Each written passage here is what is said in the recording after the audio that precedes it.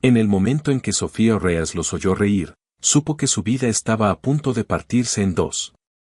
A través de la rendija de la puerta del comedor, vio a Dominique Varela, el hombre cuya palabra podía acabar con carreras, relaciones y vidas, recostarse en su silla y sonreír ante algo vil. Apostaban por ella a si una criada podría sobrevivir una noche entre la élite de la ciudad. Si se quebraría bajo el peso de su ridículo. La horca estaba en 3 semanas.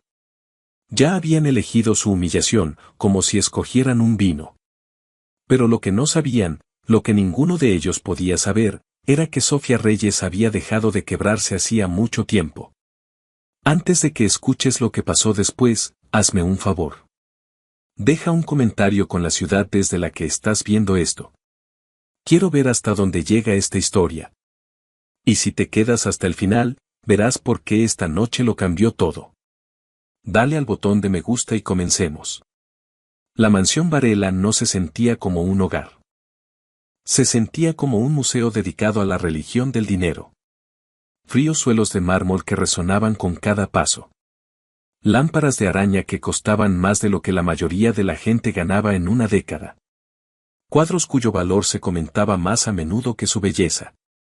Sofía llevaba 2 años trabajando allí, y en todo ese tiempo había perfeccionado el arte de ser invisible. Se movía por las habitaciones como humo, limpiando lo que ya estaba limpio, ordenando lo que ya estaba ordenado. La familia no la notaba. El personal apenas la reconocía. Ella lo prefería así. La invisibilidad era seguridad. La invisibilidad era supervivencia. Pero esa noche, la invisibilidad le falló. Estaba recogiendo vasos del estudio cuando oyó la voz de Dominique que llegaba desde el comedor. Normalmente, se habría marchado inmediatamente. Se suponía que el personal no debía quedarse cerca de conversaciones privadas. Pero algo en su tono la hizo detenerse. Había una ligereza que rara vez oía, casi juguetona. Dominique Varela no era juguetón. Vamos, Dom, me estás diciendo que nunca lo has pensado. Aaron Marqueschen, uno de los amigos más antiguos de Dominique, un capitalista de riesgo con demasiado dinero y muy poca conciencia. ¿Pensar en qué? La voz de Dominique tenía ese peligroso matiz de aburrimiento. Siempre estaba aburrido. Ya nada le emocionaba. Llevar a uno de ellos, ya sabes, a la gala de primavera. Márquez se rió y Sofía oyó el tintineo del hielo en un vaso solo para ver qué pasaba. Las caras de todos. ¿Uno de quién? Otra voz ahora. Víctor Santos, un concejal que llevaba años en la nómina de Dominique. El empleado, el sirviente. Imagina entrar con tu criada del brazo. El escándalo sería legendario. La mano de Sofía se congeló en la bandeja que sostenía. Eso es estúpido, dijo Dominique. Pero no había convicción en ello. Lo es. Tú eres el que siempre dice que la gala es aburrida. La misma gente, la misma conversación, todo igual. Esto lo sacudiría. Márquez se estaba entusiasmando con su propia idea. Además, sabes que los Harrison se volverían locos después de lo que Eleanor dijo sobre tu última cita. Eleanor Harrison puede irse al infierno. Exacto. Así que demuéstralo. Aparece con alguien completamente inesperado. Alguien que no pertenece. Alguien que hará que todos esos buitres de la alta sociedad se atraganten con su champán. Hubo una pausa. Sofía sabía que debía irse. Debía marcharse ahora mismo antes de oír algo que no pudiera olvidar. Pero sus pies no se movían. ¿De verdad estás considerando esto?, dijo Víctor con un tono divertido y horrorizado a partes iguales. No estoy considerando nada, dijo Dominique. Pero Sofía llevaba trabajando en esta casa el tiempo suficiente para saber cuándo mentía. Podía oírlo en el ligero cambio de tono.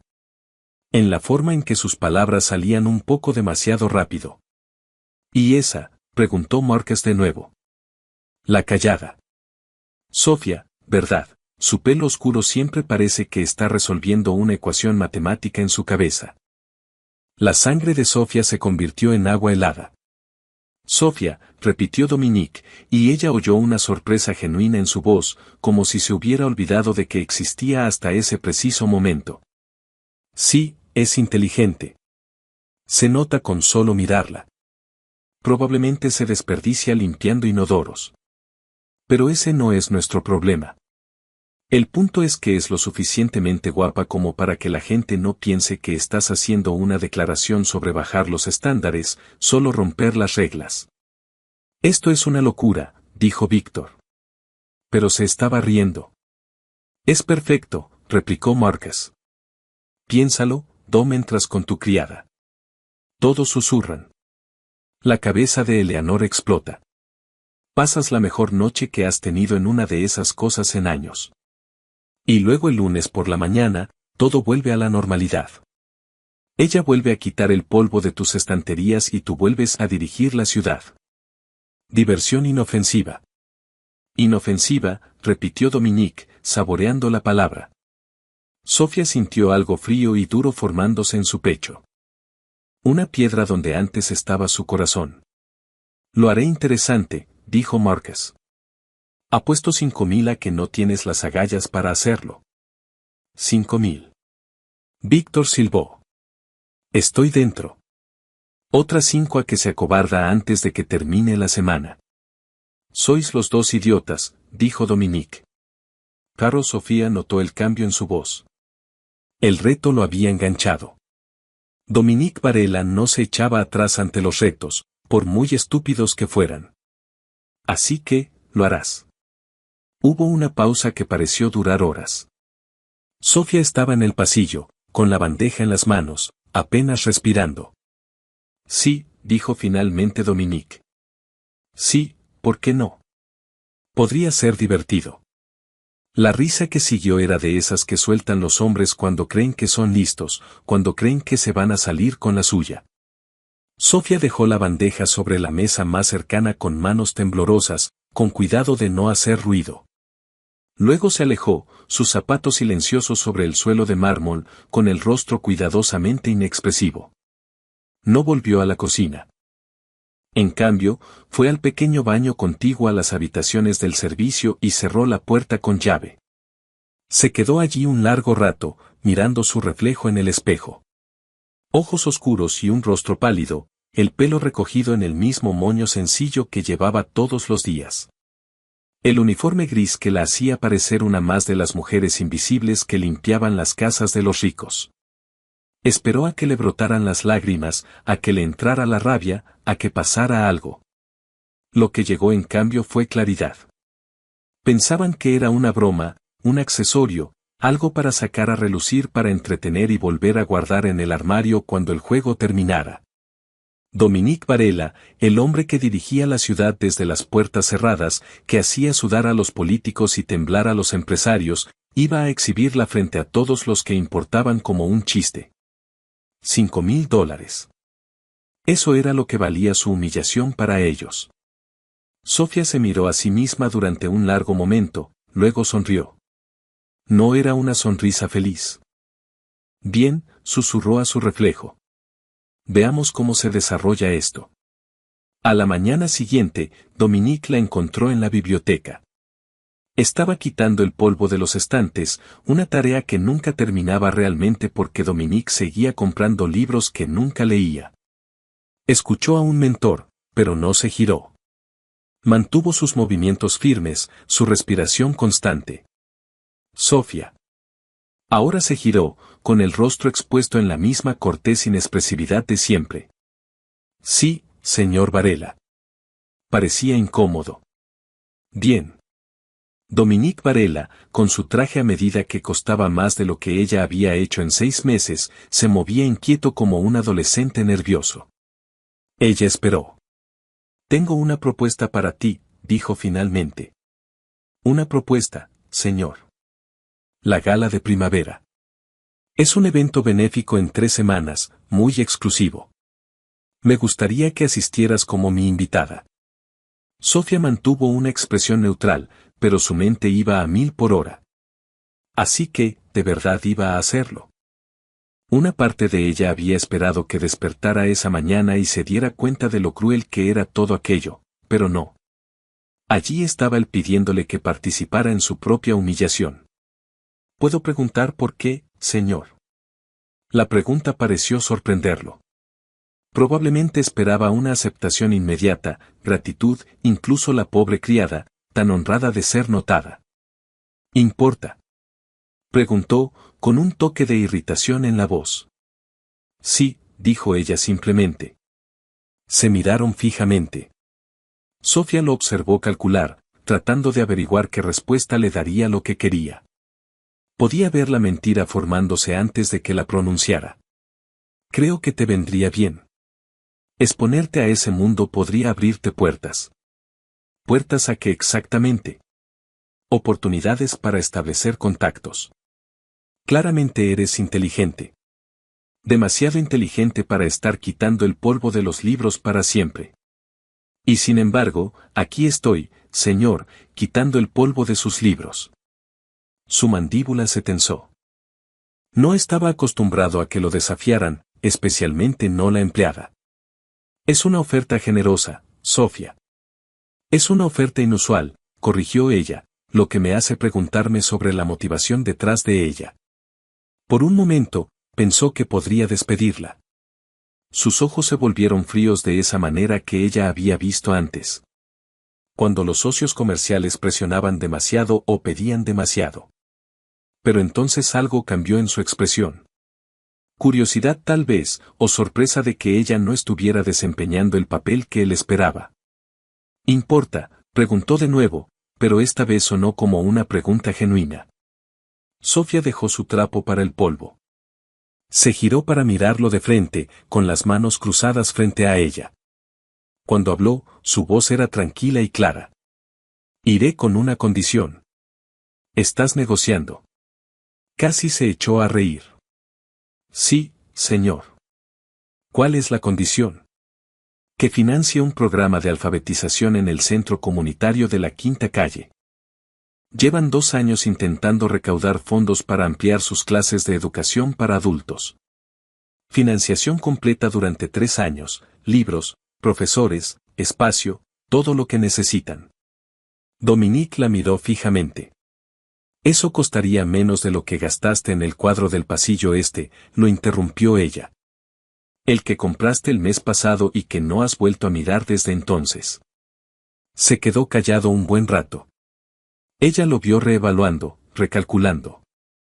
No se suponía que supiera cuánto gastaba en arte. No se suponía que prestara atención a nada más allá de sus tareas asignadas. ¿Por qué te importa un programa de alfabetización?, preguntó.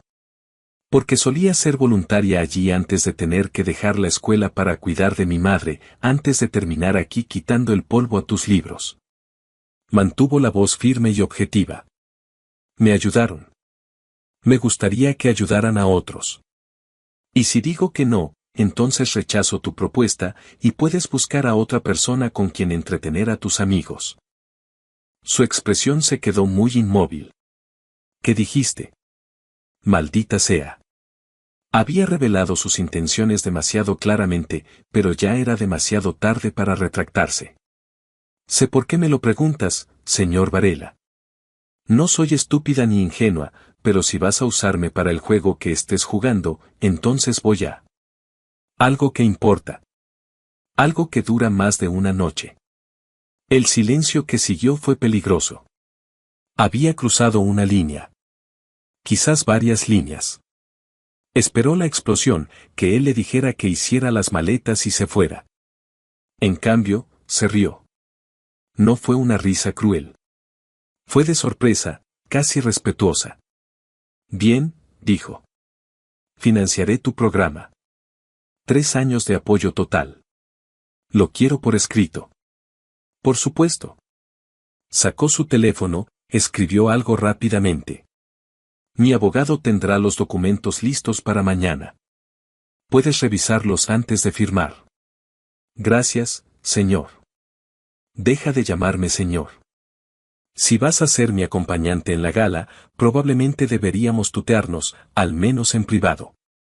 Como desees, Dominique. Se estremeció ligeramente al oír su nombre en su boca. Se preguntó si alguien, aparte de su madre, lo había llamado alguna vez simplemente Dominique sin el señor, sin el título, sin el temor. Necesitaremos conseguirte algo de ropa, dijo. Tendré que mi asistente se encargará de conseguir un estilista. Eso no será necesario. Yo me encargaré. Sofía, esto no es. Necesitas entender qué es este evento. El costo, lo entiendo perfectamente, y me encargaré yo misma. Otra mirada larga. Luego asintió lentamente. Muy bien, como quieras. Después de que se fue, Sofía se permitió apoyarse en la estantería. Le temblaban las manos. Acababa de negociar con Dominique Varela y había ganado, al menos en parte. Pensó en las 3 semanas que tenía para prepararse. Creían que sería su entretenimiento, su cuento de advertencia, la criada que pensaba que podía jugar a disfrazarse con la élite. No tenían ni idea de con quién estaban tratando realmente. Esa noche, después de terminar su turno, Sofía tomó el autobús a la biblioteca pública. Era tarde, pero tenía una llave, un privilegio de sus días de voluntaria que nadie se había molestado en revocar. Entró en la sección de investigación y abrió su computadora portátil, la gala de primavera. Empezó con lo básico. Llevaba celebrándose 47 años. Originalmente iniciada por la familia Vandermeer como una muestra de su nueva colección de arte. Con el tiempo, se había convertido en el evento social de la temporada. Un lugar donde el dinero viejo se mezclaba con el nuevo poder, donde los tratos eran un evento que giraba en torno al champán, donde la reputación se forjaba o se destruía según con quién hablabas y cómo te veías al hacerlo. La gala del año pasado recaudó $3 millones para la educación artística. Sofía se preguntaba cuánto de ese dinero realmente llegaba a las escuelas en comparación con los gastos administrativos y generales. Buscó fotos de eventos anteriores. Mujeres con vestidos que costaban más que un coche, hombres con smokines probablemente hechos a medida. Todos bellos, todos impecables, todos pertenecientes a un mundo con las puertas cerradas a cal y canto. Estudió la lista de invitados del año pasado. Reconoció algunos nombres de las noticias, senadores, directores ejecutivos de empresas tecnológicas, familias adineradas de antaño que habían sido ricas desde tiempos inmemoriales. Tomó nota de los fotógrafos, los periodistas que cubrían eventos sociales. Leyó la cobertura, prestando atención a quién se mencionaba y por qué. Eleanor Harrison. Ese nombre surgió repetidamente en la conversación de Marcus. Sofía la encontró fácilmente en las fotos, rubia, de unos 40 años, con lo que su investigación le indicó que era un vestido vintage de Chanel. Casada con Harold Harrison, un promotor inmobiliario que había hecho fortuna demoliendo viviendas asequibles para construir mansiones de lujo. Condominios. Eleanor se movía en los mismos círculos que Dominique, formaba parte de las mismas juntas directivas de organizaciones benéficas, asistía a los mismos eventos exclusivos. Sofía encontró lo que buscaba en una columna de chismes de hacía 2 meses. Saltaron chispas en la gala benéfica de invierno cuando Eleanor Harrison hizo comentarios mordaces sobre la elección de acompañante de Dominique Varela. El jefe del crimen, conocido por su discreción, llegó con la experta en tecnología Samantha Wu, a quien Harrison supuestamente llamó dinero nuevo que se esfuerza demasiado. Wu se fue llorando. Varela se fue solo. Harrison parecía satisfecho. Así que esto tenía que ver en parte con Eleanor, con demostrar algo, con la venganza disfrazada de entretenimiento. Sofía cerró esa pestaña y abrió otra. Tenía 3 semanas. 3 semanas para prepararse para una noche en la que sería escrutada, juzgada y descartada, donde la gente estaría esperando su fracaso. Pensó en lo que Dominique le había ofrecido, un estilista, ayuda profesional, todo arreglado para ella, transformándola en la imagen que se ajustara a sus propósitos. No, si iba a hacer esto, lo haría a su manera, en sus propios términos. Empezó una nueva búsqueda, no para vestidos, estilistas o tutoriales de maquillaje. En cambio, buscaba algo completamente distinto. La psicología de la dinámica de poder en entornos sociales, como dominar una sala, la diferencia entre confianza y arrogancia, las sutiles señales del lenguaje corporal que comunicaban estatus. Había sido invisible durante 2 años. Por elección, sí, pero también por necesidad. Había aprendido a ser pequeña, a no ocupar espacio, a moverse por el mundo sin llamar la atención. Esa mujer no sobreviviría a la gala. Ni siquiera lograría cruzar la entrada sin ser objeto de burlas. Así que tendría que convertirse en otra persona. No una versión falsa, no una chica rica fingiendo jugar a disfrazarse. Algo diferente. Algo real.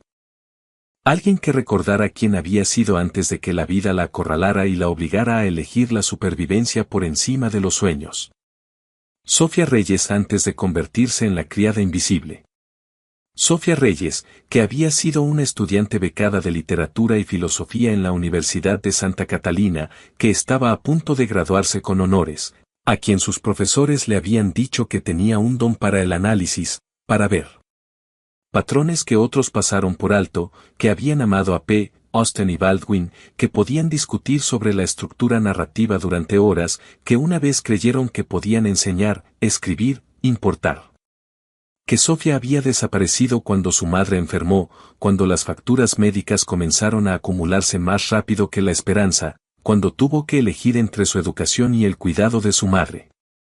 En realidad no había sido una elección, pero que Sofía, la que lo había leído todo, la que pensaba profundamente sobre el significado y el propósito en la forma en que las historias moldeaban la realidad, seguía ahí, enterrada bajo 2 años de mantener la cabeza gacha y la boca cerrada. Bajo el peso del agotamiento y el trabajo invisible, las luces fluorescentes de la biblioteca zumbaban sobre su cabeza.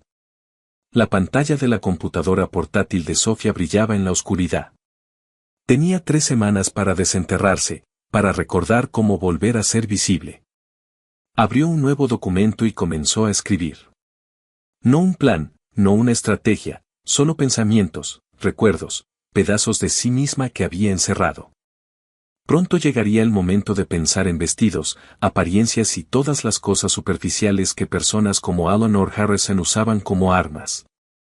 Pero primero, necesitaba recordar quién era debajo de todo eso.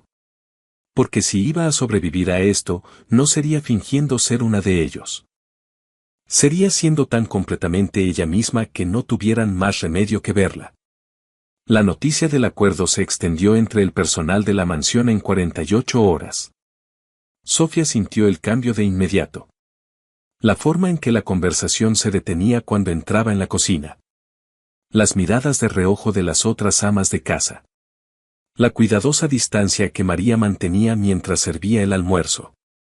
Solo Carmen, la cocinera principal que había estado con la familia Varela durante 20 años, dijo algo directamente.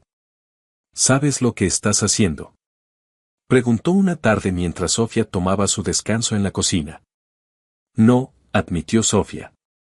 Pero lo estoy haciendo de todos modos. Carmen la estudió con ojos oscuros y perspicaces. Trabajé para su padre, ya sabes, antes de Dominique. Otro hombre, peor hombre. Le sirvió café a Sofía sin preguntar. Dominique actúa como si fuera diferente, mejor, pero sigue siendo hijo de su padre. Lo sé. De verdad. Carmen se apoyó en la encimera. Porque he visto chicas como tú antes. Chicas listas que creen que pueden con hombres como él. Que creen entender el juego. Y he visto lo que pasa cuando se dan cuenta de que estaban equivocadas. Esto no es así, dijo Sofía. ¿Verdad? Sofía rodeó la taza de café con las manos. Estaba caliente, de verdad, sólida. Me está usando para algún tipo de juego de poder, venganza social, lo que sea. Lo sé. Pero yo también estoy sacando algo de esto, un programa de alfabetización totalmente financiado que vale la pena una noche incómoda. Si eso es todo, dijo Carmen en voz baja. Una noche. Pero estas cosas tienden a convertirse en algo más de lo que empiezan, y puedo con ello. Carmen no discutió, solo le dio una palmadita en el hombro a Sofía y volvió a cocinar. Pero la advertencia persistió. Esa noche, Sofía encontró el contrato en su cama. 3 años de financiación para el programa de alfabetización para adultos del Centro Comunitario de la Quinta Calle, firmado por Dominique y su abogado, con testigos y notariado. Legal, vinculante, real. Lo leyó 3 veces, buscando resquicios, maneras de retirarse o reducir el compromiso. No encontró nada. Fue directo, generoso, incluso más de lo que ella había pedido en algunos aspectos. El presupuesto incluía dinero para tecnología, para materiales actualizados, para programas de divulgación. Firmó su nombre al pie, Sofía María Reyes, con la letra cuidada que su madre le había enseñado. La letra que decía: la educación importa. La presentación importa. Importas. A la mañana siguiente, dejó el contrato firmado en el escritorio de Dominique. No esperó confirmación, simplemente volvió al trabajo, desempolvando la biblioteca, lavando las ventanas, manteniendo su invisibilidad mientras su mente trabajaba en otras cosas. Tenía 2 semanas y media. Empezó a caminar diferente. Al principio fue sutil, simplemente enderezando la columna por completo en lugar de esa ligera joroba que había desarrollado por intentar ser pequeña, levantando la barbilla en lugar de mantener la mirada baja, ocupando todo su espacio en lugar de deslizarse por las paredes. Algunos empleados lo notaron. Vio a Ricardo, uno de los jardineros, observándola con curiosidad mientras pasaba junto a los jardines. Vio los ojos de María entrecerrarse ligeramente cuando Sofía la miró directamente en lugar de apartar la vista. También empezó a hablar diferente.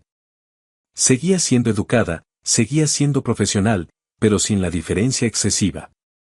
Cuando la ama de llaves principal le pidió que se quedara hasta tarde en su día libre, Sofía dijo, no, simplemente, claramente, sin disculpas ni largas explicaciones. Simplemente no. Tengo planes. El ama de llaves parpadeó, sobresaltada. Perdón. Tengo planes para ese día. Con gusto me quedaré hasta tarde mañana si necesitas que te cubra, pero no en mi día libre programado. Esto es muy inusual, Sofía. Sí, asintió Sofía. Pero también es mi derecho. Según el contrato de trabajo que firmé, vio el cálculo en los ojos de la mujer. La comprensión de que despedir a alguien justo antes de que se suponía que debía asistir a un evento importante con el jefe parecería sospechoso, generaría preguntas. Bien, dijo la ama de llaves con firmeza. Mañana entonces, encantada de ayudar, dijo Sofía, y lo decía en serio. No estaba tratando de ser difícil, solo trataba de recordar cómo establecer límites. En su día libre, fue a la universidad, su antigua universidad, la que había dejado 3 semestres antes de graduarse. Caminó por el campus como un fantasma, visitando su propio pasado, viendo la biblioteca donde había pasado incontables horas, el patio donde había debatido filosofía con otros estudiantes, el edificio que albergaba el departamento de inglés. Casi no entró, casi se dio la vuelta y se fue. Pero había llegado hasta aquí. La profesora Martínez estaba en su oficina rodeada del mismo caos de libros y Sofía recordó los papeles. Levantó la vista cuando Sofía llamó a la puerta y por un momento no la reconoció. Luego su rostro se iluminó. Sofía, Dios mío, ¿cuánto tiempo ha pasado? Casi 2 años. Entra. Entra. Siéntate. Cuéntame todo. ¿Cómo está tu madre? Falleció hace 6 meses. El rostro del profesor Martínez se ensombreció. Oh, cariño. Lo siento mucho. Gracias. Fue un final tranquilo. Sofía se acomodó en la silla familiar frente al escritorio del profesor. Quería preguntarle algo. Sé que ha pasado tiempo, pero cree que aún podría terminar mi carrera. Por supuesto. Tus créditos siguen siendo válidos. Tendrías que volver a matricularte, terminar las clases que te faltan, escribir tu tesis. Es absolutamente posible. Abrió algo en su computadora. Te faltaban 3 semestres. Con una buena planificación, podrías terminar en 1 año, año y medio. No puedo pagar un tiempo completo. Tendría que trabajar. Muchos estudiantes trabajan. Tenemos clases nocturnas, opciones en línea. No sería fácil, pero Sofía, fuiste una de mis mejores alumnas. Odié verte marchar. Si quieres volver, encontraremos la manera. Hablaron durante una hora sobre cursos, horarios, ayuda financiera, sobre la tesis que Sofía había empezado a planear antes de irse, un análisis de la dinámica del poder en la literatura victoriana. Como los personajes que parecían impotentes en realidad moldeaban las narrativas a través de una sutil resistencia. Eso sigue siendo relevante, dijo el profesor Martínez. Más que nunca, tal vez si la terminas, me sentiría honrado de asesorarte. Cuando Sofía dejó el campus, algo se había movido en su pecho. Una puerta que creía cerrada para siempre se había abierto. Solo una rendija. El futuro se veía diferente a cómo se veía esa mañana. Le quedaban 11 días. Dominique la encontró leyendo en la biblioteca una tarde. Había terminado su trabajo temprano y se permitió el lujo de coger uno de sus libros sin leer, una colección de ensayos sobre arte y significado. ¿Te gusta ese?, preguntó desde la puerta. Ella levantó la vista, sobresaltada. Pensó que no estaba. Lo siento, puedo devolverlo. Te pregunté si te gustaba eso, no si tenías permiso para leerlo. Por eso compro libros, para que se puedan leer. Entonces, ¿por qué no los lees? La pregunta salió antes de que ella pudiera detenerla.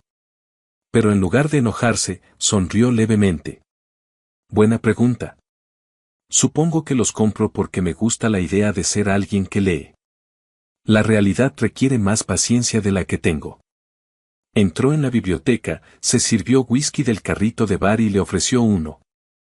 Ella negó con la cabeza. Trabajo mañana, dijo. Son las 5. Todavía trabajo por la mañana. Se sentó en una de las sillas de cuero observándola. Has cambiado. Yo. Eres diferente a como eras hace 3 semanas. Más. Hizo un gesto vago. Presente. Siempre estuve presente, Dominique. Simplemente no estabas prestando atención. Eso debería haberlo enfadado. Ella pudo verlo considerarlo, decidiendo si ofenderse. Entonces se rió. Tienes razón. No lo estaba. Tomó un sorbo de whisky. La gala es en 10 días. Mi asistente quiere saber sobre la estilista. Está ansiosa. Dile que no se preocupe. Lo tengo controlado. Sofía, esto no es algo que puedas manejar así como así. Esta gente te destrozará si apareces con el vestido equivocado, los zapatos equivocados. Sé exactamente lo que harán. Ella interrumpió. No soy tonta. ¿Recuerdas? Tú misma lo dijiste. Lo suficientemente inteligente como para estar desperdiciando tu energía quitando el polvo de los libros. Tuvo la gracia de parecer incómodo. Lo dije como un cumplido. ¿En serio? Sí, lo dije. Ella le creyó, por extraño que parezca. Dominique era muchas cosas. Despiadado, calculador, peligroso, pero no era un mentiroso. Al menos no sobre cosas pequeñas. ¿Por qué aceptaste?, preguntó ella. Para financiar el programa. Podrías haber dicho que no. Encontrar a otra persona para lo que sea esto. Porque pediste algo que importaba en lugar de algo para ti. Eso es raro. En mi mundo, todos quieren algo para sí mismos. Poder, dinero, contactos. Tú querías ayudar a desconocidos a aprender a leer. Entonces, me estás recompensando por ser diferente. Tal vez. O tal vez solo tengo curiosidad por ver qué pasa cuando entras en esa habitación. ¿Quieres decir? ¿Tienes curiosidad por ver si te avergonzaré? No. Se inclinó hacia adelante. Tengo curiosidad por ver si tú los avergonzarás a ellos. La honestidad en su voz la sorprendió. Ya no lo tomaba a broma. En algún momento de las últimas 3 semanas, se había convertido en otra cosa. ¿Qué te hizo cambiar de opinión? Preguntó ella. ¿Sobre qué? Sobre verme como entretenimiento. Te escuché esa noche. Tú, Marcus y Víctor, la apuesta, todo. Se quedó muy quieto. Estabas escuchando. Yo estaba trabajando. Tú estabas hablando. Las paredes no son tan gruesas. Cerró el libro. Déjalo a un lado. No estoy enojado. Bueno, lo estaba, pero ya no, porque si no hubieras tenido esa estúpida conversación, nunca me habrías notado y nunca habría conseguido la financiación del programa. Así que, en cierto modo, tu crueldad accidentalmente hizo algo bueno. No intentaba ser cruel. No, estaba siendo irreflexivo, lo cual es peor en algunos sentidos. La crueldad requiere conciencia. Simplemente no me viste como real. El silencio que siguió fue pesado. Ella lo observó procesarlo, darle vueltas, examinarlo desde todos los ángulos. Finalmente, asintió. Tienes razón. Lo siento. 2 palabras. Sencillo. Pero ella sintió el peso detrás de ellas. Gracias, dijo. Para lo que valga, ya no lo veo como una broma. Y me aseguraré de que todos allí sepan que eres mi invitado. En realidad, mi invitado, no una declaración ni un accesorio ni lo que sea que pensé que iba a hacer esto. Lo aprecio, pero no importará. ¿Qué quieres decir? Pensarán lo que tengan que pensar independientemente de lo que digas. He hecho las paces con eso. La pregunta es si he hecho las paces conmigo misma. Se puso de pie, alisó su uniforme. Su conversación había terminado, aunque él aún no se diera cuenta. ¿Lo has hecho? Preguntó. ¿Hiciste las paces contigo misma? Sofía sonrió. Pregúntame en 10 días. Con una semana restante, Sofía finalmente se ocupó del vestido. No fue a las boutiques que el asistente de Dominique le había sugerido. No reservó citas en lugares donde el sueldo de un año podría alcanzar para arreglar un dobladillo. En cambio, fue al trastero donde guardaba las cosas de su madre. Tardó 1 hora buscando entre cajas para encontrarlo. La funda estaba polvorienta, amarillenta por el paso del tiempo. Dentro estaba el vestido de novia de su madre de 1995. Seda color crema, líneas sencillas, elegante sin ser ostentoso. Su madre lo había usado una vez y luego lo guardó para una hija que tal vez lo quisiera algún día. Sofía se lo llevó a su pequeño apartamento, el que aún conservaba, aunque podría haber vivido en la mansión. Pasó todo el fin de semana con él extendido sobre la mesa de la cocina, examinando cuidadosamente cada costura, cada línea. El estilo estaba pasado de moda, el color no encajaba con los gustos modernos, pero la estructura, la calidad de la tela, eso era atemporal. Encontró una costurera en su barrio, una mujer mayor que hacía arreglos en su sala de estar. La señora Chen examinó el vestido con manos expertas. Buena seda, dijo. Seda auténtica. Ya no la hacen así. ¿Quieres que lo actualice? Quiero que lo transformes, dijo Sofía. Conserva la tela, conserva la estructura, pero hazlo nuevo. Hazlo mío. Trabajaron juntas durante los siguientes días. La señora Chen tenía un ojo para el diseño que Sofía no esperaba. Juntas, deconstruyeron el vestido, eliminaron los detalles anticuados, reestructuraron el corpiño, crearon líneas limpias y modernas, conservando la integridad del original. El color crema no servía. Apagaba a Sofía. Pero la señora Chen conocía a una tintorera especializada en telas naturales. Se decidieron por un azul medianoche intenso, el color del cielo justo después del atardecer. Esto llevará tiempo, advirtió la señora Chen. El teñido, la reconstrucción. Cuando lo necesitas. En 5 días. 5 días. La señora Chen negó con la cabeza. Imposible. Pagaré extra. Lo que necesites. La señora Chen la miró. De verdad. La miró. Esto es importante para ti. Sí. ¿Por qué? Sofía podría haber mentido. Podría haber dicho que era solo una fiesta, solo un vestido. Pero los ojos de la señora Chen eran perspicaces, pacientes. Porque necesito recordar quién soy, dijo Sofía simplemente. Y este vestido de mi madre me hizo nuevo. Eso se siente bien. La señora Chen asintió lentamente. Vuelve en 4 días. 3 días antes de esta gala, Dominique llamó a Sofía a su estudio. Necesitamos hablar de logística, dijo. El evento comienza a las 8. Te recogeré a las 7:30.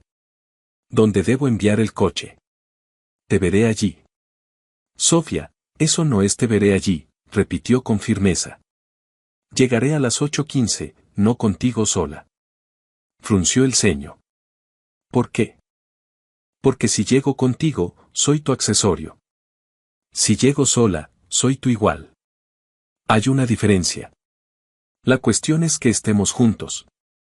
La cuestión era que querías cambiar las cosas. Hacer una declaración. Te estoy dando una mejor. Ella lo miró a los ojos.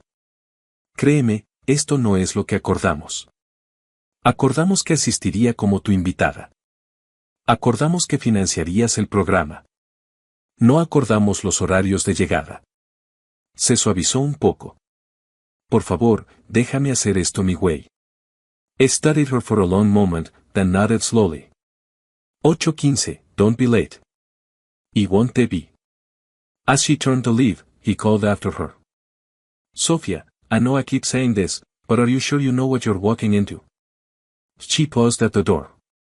No, but I'm walking into it anyway. 2 days before the gala, the dress was ready. When Sofía picked it up from Mrs. Chen's apartment, she barely recognized it. The midnight blue silk caught the light, shimmering without being flashy. The lines were clean, modern, elegant. It looked expensive without trying to. It looked real. You try it on, Mrs. Chen insisted. In Mrs. Chen's bathroom. Sofía slipped into the dress. It fit perfectly. Mrs. Chen had insisted on multiple fittings, getting every measurement exact. Sofía looked at herself in the small mirror. She looked like herself, not like someone trying to be something else, not like an imitation of wealth, just herself, if herself had been allowed to bloom instead of being pruned back by necessity. Will, Mrs. Chen called from outside. Sofía opened the door. Mrs. Chen smiled, her eyes crinkling. Good. Very good. You ella show them. Show them what?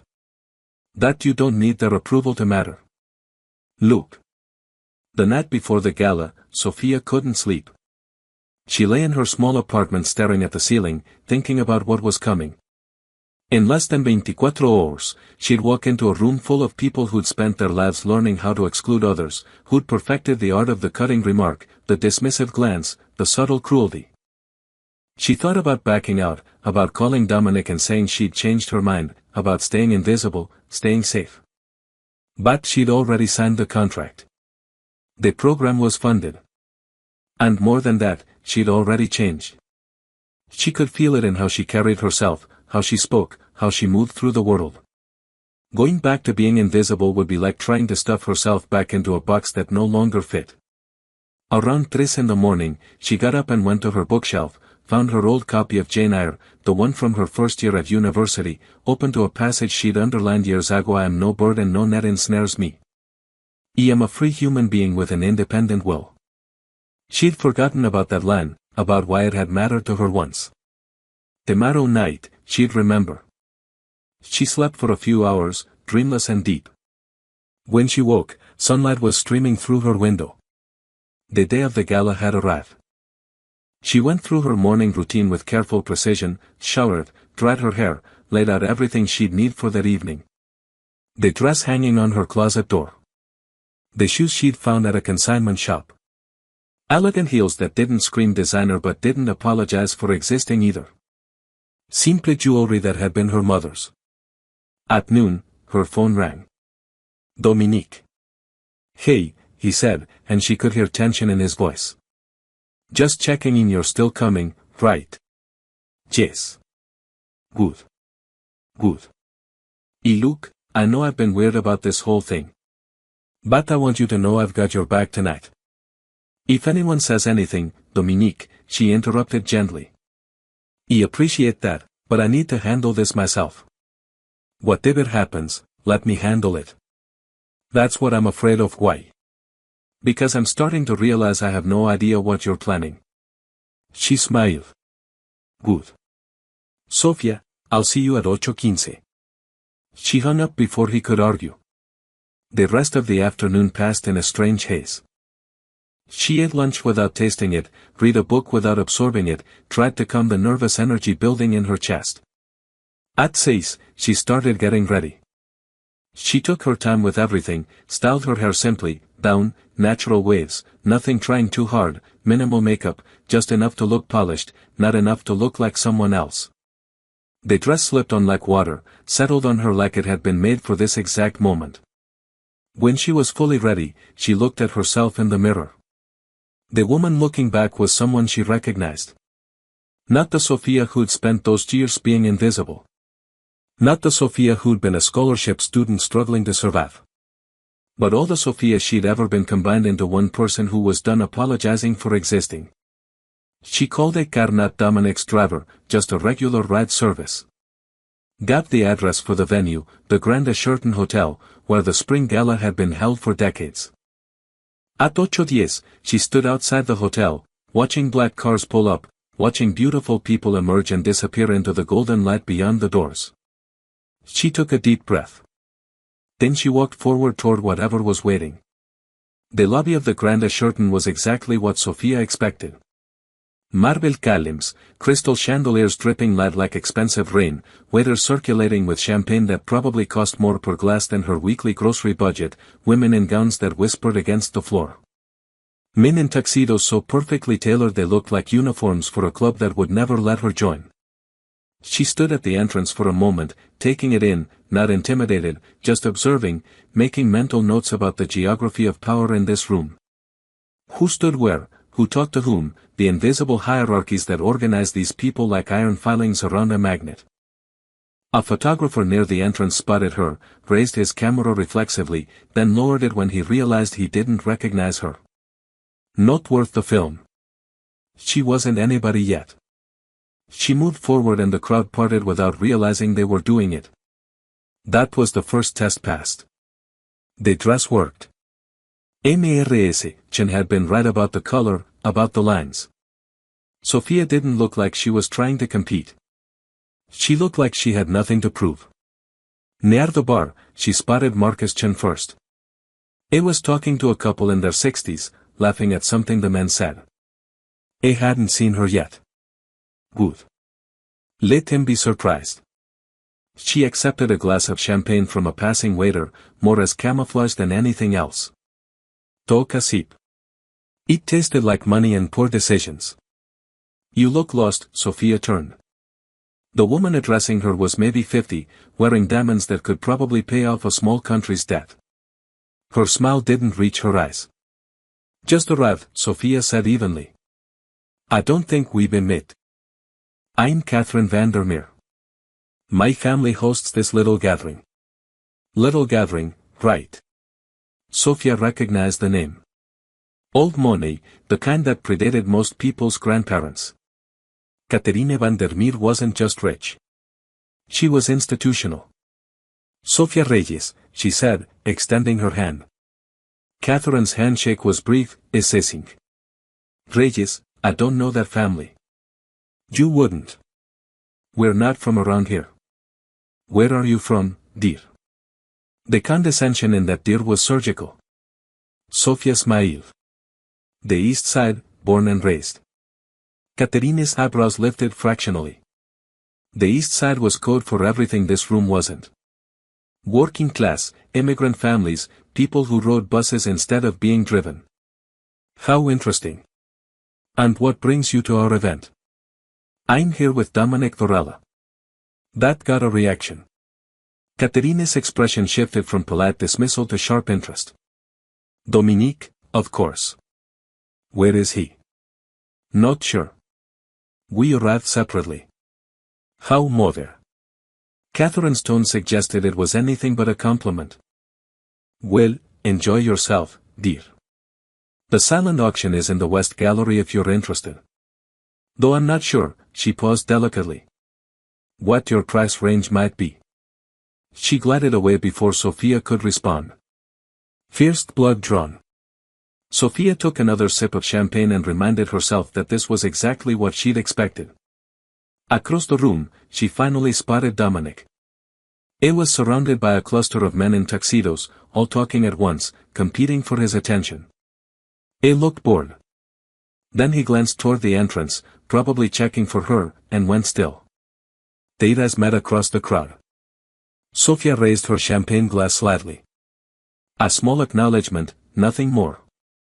He excused himself from the group and started toward her, but before he could cross the room, Eleanor Harrison intercepted him. Sophia recognized her from the photos. Blonde hair and an elaborate updo, wearing a gown that screamed designer label. Eleanor put her hand on Dominic's arm, leaned in close to say something, laughed at her own joke. Dominic's response was polite, but distant. He was trying to extract himself, but Eleanor wasn't making it easy. First time at one of these. Sophia turned to find a man about her age, maybe slightly older, standing beside her. He had kind eyes and a slightly rumpled tuxedo that suggested he was as uncomfortable in formal wear as she was. That obvious? She asked. Only because you're the only person here who looks like they're actually paying attention. He extended his hand. David Park reporter.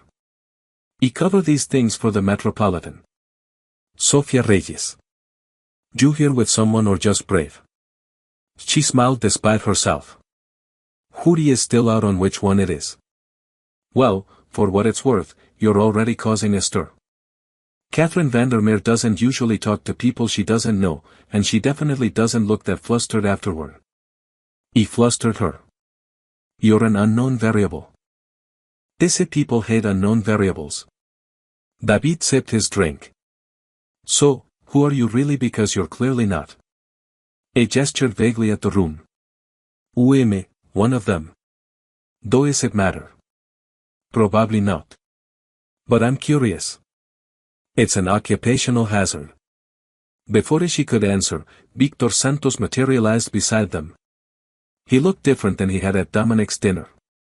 Less relaxed, more politician. His smile was practiced.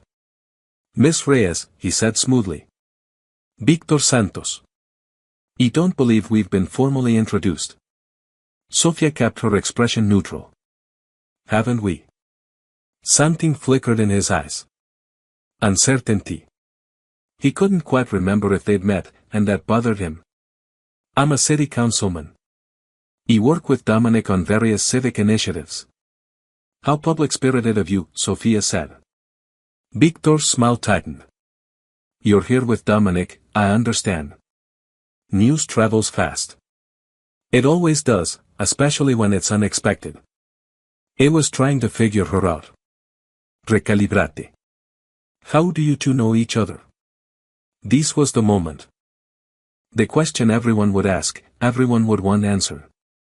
Sophia could lie, could shade the truth, could try to make herself sound more acceptable. Instead, she told the truth. I work for him. I'm his housemaid. Clear's throat, the silence that followed was beautiful. Victor's practiced smile froze. David Park choked slightly on his drink. Nearby, a woman in a red gown who'd clearly been eavesdropping turned to stare. I'm sorry, Victor said as if he'd misheard. His housemaid. He cleaned his house, dust his books, that sort of thing. You're joking. No, why would I joke about that? Victor looked around, clearly hoping this was some kind of prank. When he realized it wasn't, his expression went through several rapid changes. Confusion, disbelief, and finally something that looked like anger. Does Dominic know you're telling people this? I assume so. It's not a secret. It's my job. Your job is. Victor stopped himself, clearly trying to recalculate his approach. This is highly irregular. So, I've been told. I don't think you understand what you've walked into here, Donna. Sofia met his eyes directly. This is a charity gala for arts education. People paying large sums of money to feel good about themselves while drinking expensive champagne and making business deals. Seems pretty straightforward. Victor's jaw tightened. You should be careful, Miss Reyes. These people aren't kind to outsiders. Ooh, then it's lucky I'm not looking for kindness. He stared at her for a long moment, then walked away without another word.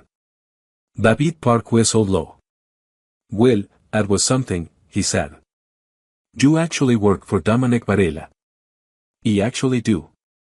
And you just told Victor Santos, who is one of the biggest social climbers in this city, that you're a housemaid. Seemed relevant. David laughed. Actually laughed. You know what? I like you. You're either incredibly brave or incredibly stupid, and I haven't figured out which yet. Can it be both? Usually is. He pulled out a business card. If you survive tonight and ever want to tell your side of whatever story this turns into, call me. He promised to be fair. She took the card, slipped it into the small clutch she'd brought. Thanks. Don't thank me yet. The sharks are circling. He was right. Sofia could feel the attention now, the way conversations were shifting. People glancing her direction and then quickly away. The news was spreading. The housemaid. Dominique's housemaid. At the spring gala. Dominique finally managed to extract himself from Eleanor and made his way to Sofia. His expression was carefully controlled, but she could see tension in his shoulders. You told Victor you're my maid, he said quietly. I told him the truth. He was going to. We could have said you were a consultant or a business associate. Something that wouldn't what? Embarrass you. Make this harder for you. She studied his face. He actually looked concerned. Not for himself, but for her. Dominique, if I'm going to be here, I'm going to be here as myself, not as some sanitized version that makes these people comfortable. That was never the deal. I know, but he stopped, shook his head. You're right. You're absolutely right. I just didn't expect you to lead with it. Would you prefer I lied? I did prefer you to be safe. The word hung between them. Safe. As if she'd ever been safe in any space she'd occupied. As if safety was something she could afford to prioritize. Too late for that, she said. A woman in a silver gown approached, her smile sharp. Dominic, darling, you must introduce me to your friend. Sofia, this is Margaret Chen. Margaret. Sofia Reyes. Chen. Sofia asked. Are you related to Marcus? My husband, unfortunately. Margaret's smile didn't waver, though I try not to hold that against myself. I hear you work for Dominic. That's right. How refreshing. Most of the women he brings to these things are trying desperately to marry him. At least you have realistic expectations. The insult was delivered with such practiced sweetness that it took a moment to land. Dominique stiffened beside her. Margaret, it's fine. Sofia interrupted. She turned to Margaret with a calm smile. You're right. I do have realistic expectations. I expect people to show their true character eventually, and they rarely disappoint. Margaret's smile froze. I'm not sure what you mean by that. I'm sure you'll figure it out. Another woman joined them. This one older, wearing emeralds. Is this her? The maid everyone's talking about. Her name is Sofia, Dominic said tightly. Of course, of course. No offense intended, dear. The woman looked Sofia up and down like she was evaluating livestock. That's a lovely dress. Is it vintage? It was my mother's wedding dress. I had it altered. How sentimental. The word dripped with disdain. Most people rent for these occasions or buy off the rack if budget is a concern. Budget wasn't the concern, Sofia said. Meaning was how poetic. The woman turned to Dominic. Where did you find her? C'est quite articulate. For don't finish that sentence, Dominic said, and his voice had gone cold. I'm serious, Linda. Don't. Linda blinked, startled. He was simply going to say. I know what you were going to say, and if you want to keep your seat on the hospital board, you'll think of something else to talk about. The threat was delivered quietly, almost casually, but Linda went pale.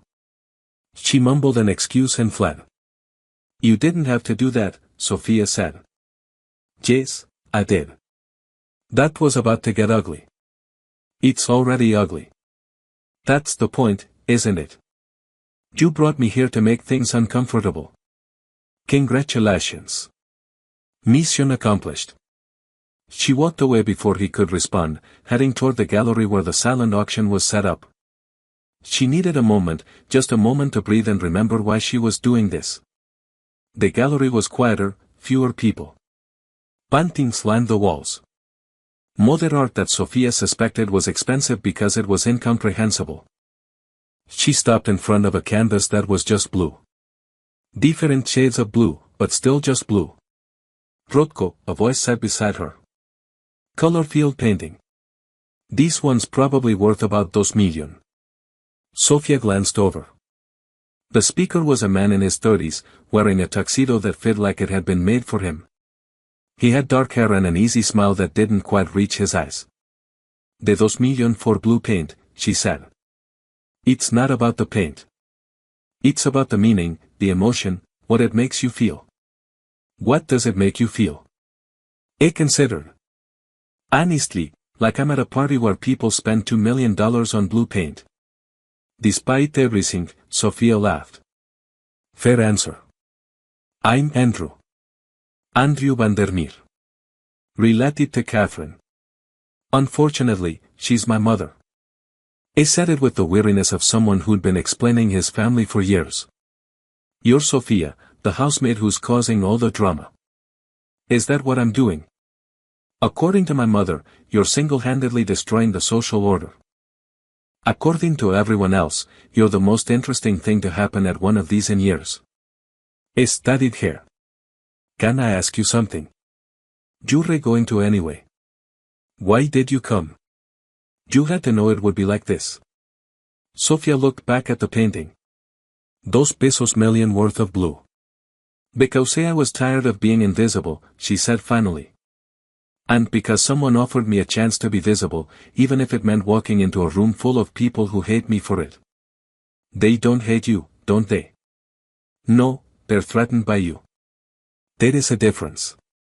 Andrew leaned against the wall. See, everyone here knows their place, knows the rules. You're breaking rules they didn't even know could be broken.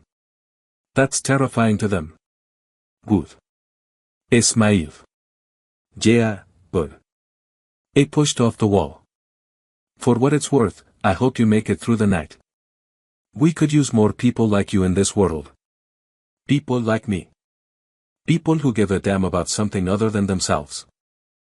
He walked away, leaving Sophia alone with the expensive blue painting. She stared at it for a while longer, trying to see what $2 million of meaning looked like. All she saw was blue. When she returned to the main ballroom, dinner was being announced. She found her seat at Dominic's table. Of course, she was at his table. The seating arrangement alone was probably causing heart palpitations among the event organizers.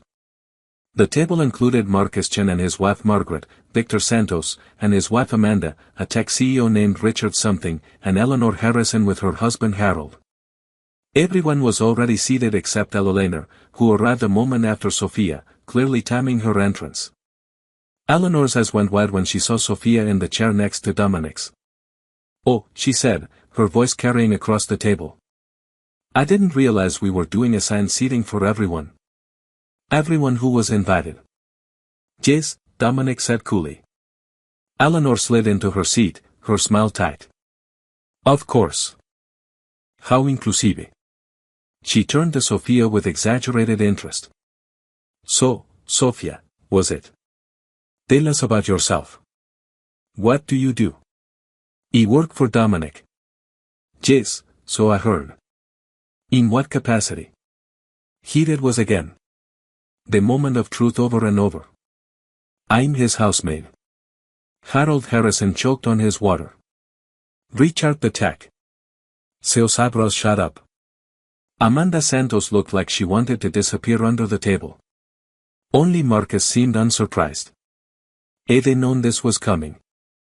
Had they helped engineer it? Eleanor's smile could have cut glass. How enterprising of you. Eve always admired people who work with their hands. Have you? Sophia asked mildly. Oh, yes. There's such dignity in honest labor. So few people appreciate that anymore. Eleanor sipped her wine. Though I must say, I'm surprised Dominic brought staff to a social event.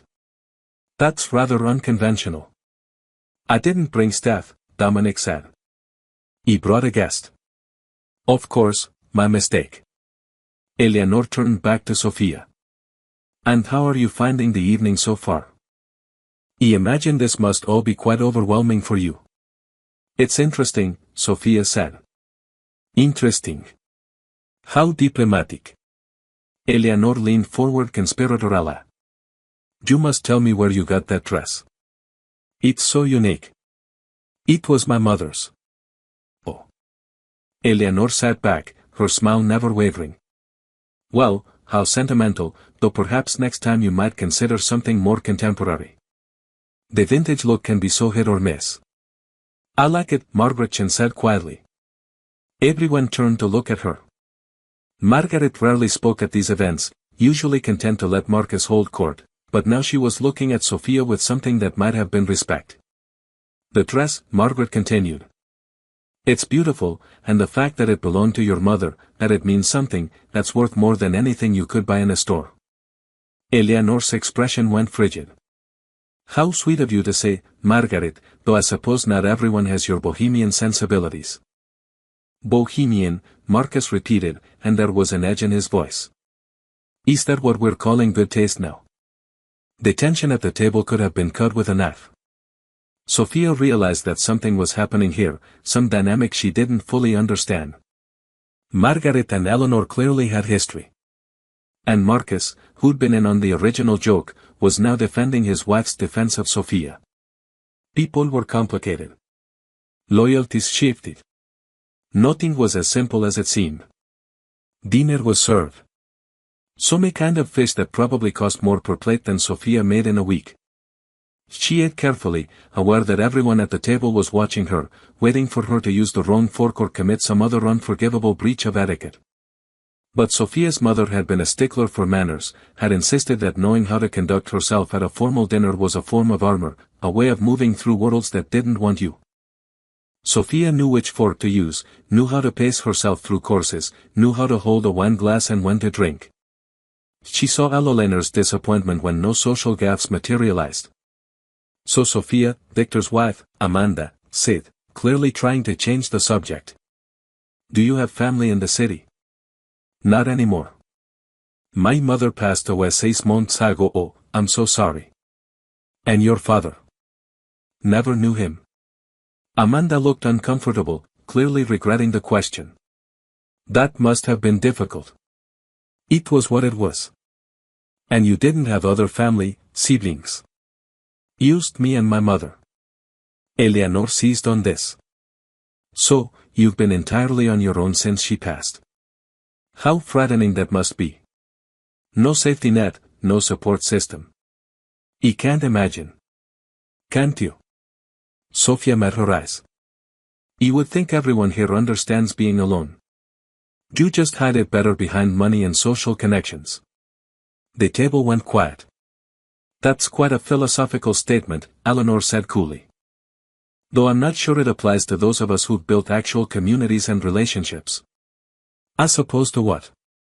People who've bought their way into communities, who maintain relationships only as long as they're useful.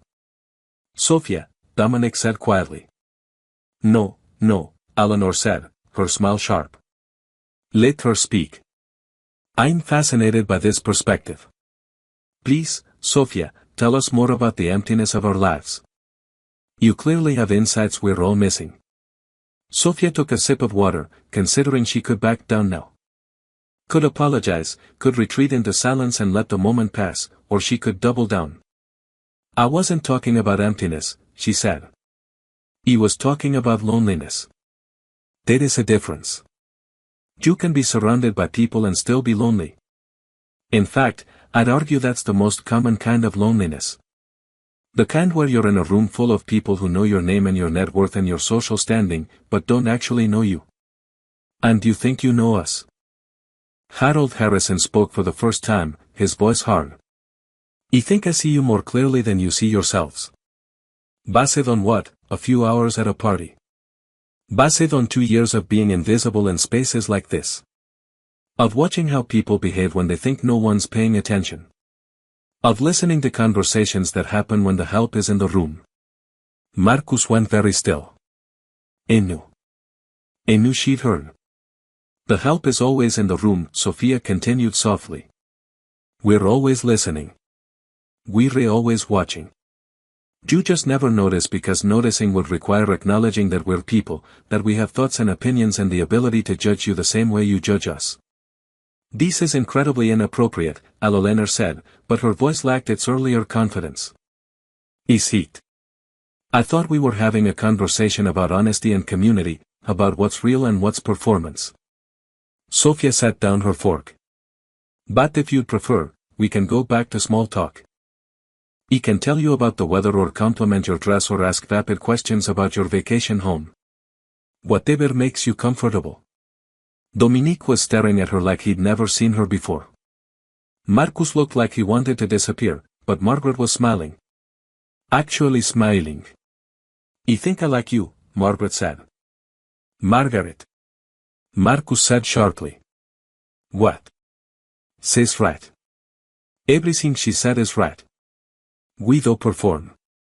We do hide behind money and connections. We do maintain relationships only as long as they're useful. And we absolutely don't notice the people who keep our lives running because that would require seeing them as equals. This is absurd, Eleanor said. We're being lectured on morality by a woman who does furniture for a living. Better than making a living by tearing people down, Margaret shot back. Excuse me. You heard me. You spend your entire life making other people feel small so you can feel big. At least Sophia's work produces something tangible. What do you produce besides gossip and cruelty? Eleanor's face went red. How dare you? Ladies, Richard the tech CEO interrupted. Perhaps we should let them finish, Dominic said. I'm finding this more interesting than most conversations I have at these things. Eleanor stood abruptly. I won't sit here and be insulted. Then don't, Margaret said calmly. No one's forcing you to stay. For a moment it seemed like Eleanor might actually leave, but that would be admitting defeat.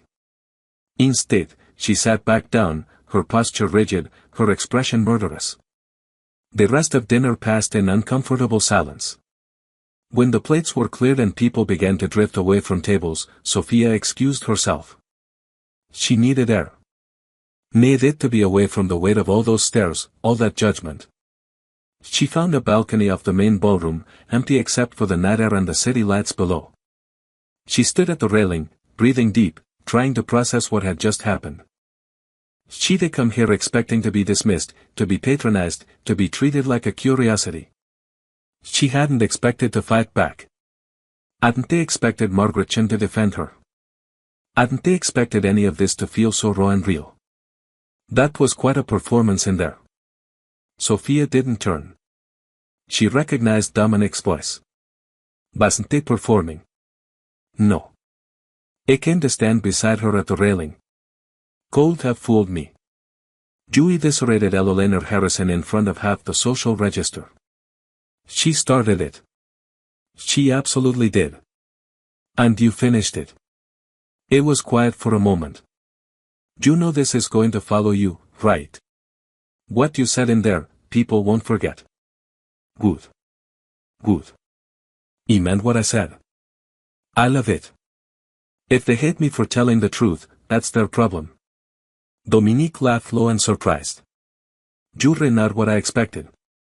What did you expect? Someone easier to control. Someone who'd play the role I needed. Someone who'd be grateful for the opportunity and wouldn't make waves. Sorry to disappoint. You didn't disappoint. Man, he turned to face her. You were right. What you said about loneliness, about being in a room full of people who know your name but not you, that was accurate. Speaking from experience, always. I looked out at the city. eBay built my entire life around being untouchable, unreachable. And somewhere along the way, I forgot how to let anyone in, how to be anything other than the role. So, what changed? You did. Watching you these past few weeks, watching you reclaim yourself. It made me realize how much of myself I'd given away, how much I'd let this world take from me. Sophia didn't know what to say to that. This version of Dominic, vulnerable, honest, was so different from the man who'd agreed to parade her as a joke. I'm sorry, he said quietly. For how this started, for treating you like a prop, for not seeing you until you forced me to. You already apologized. I know, but I don't think I fully understood what I was apologizing for until tonight. Until I watched you walk into that room and refuse to be anything other than exactly who you are. They stood in silence for a while, the sounds of the party muted behind them. They're probably talking about us right now, Sophia said. Definitely.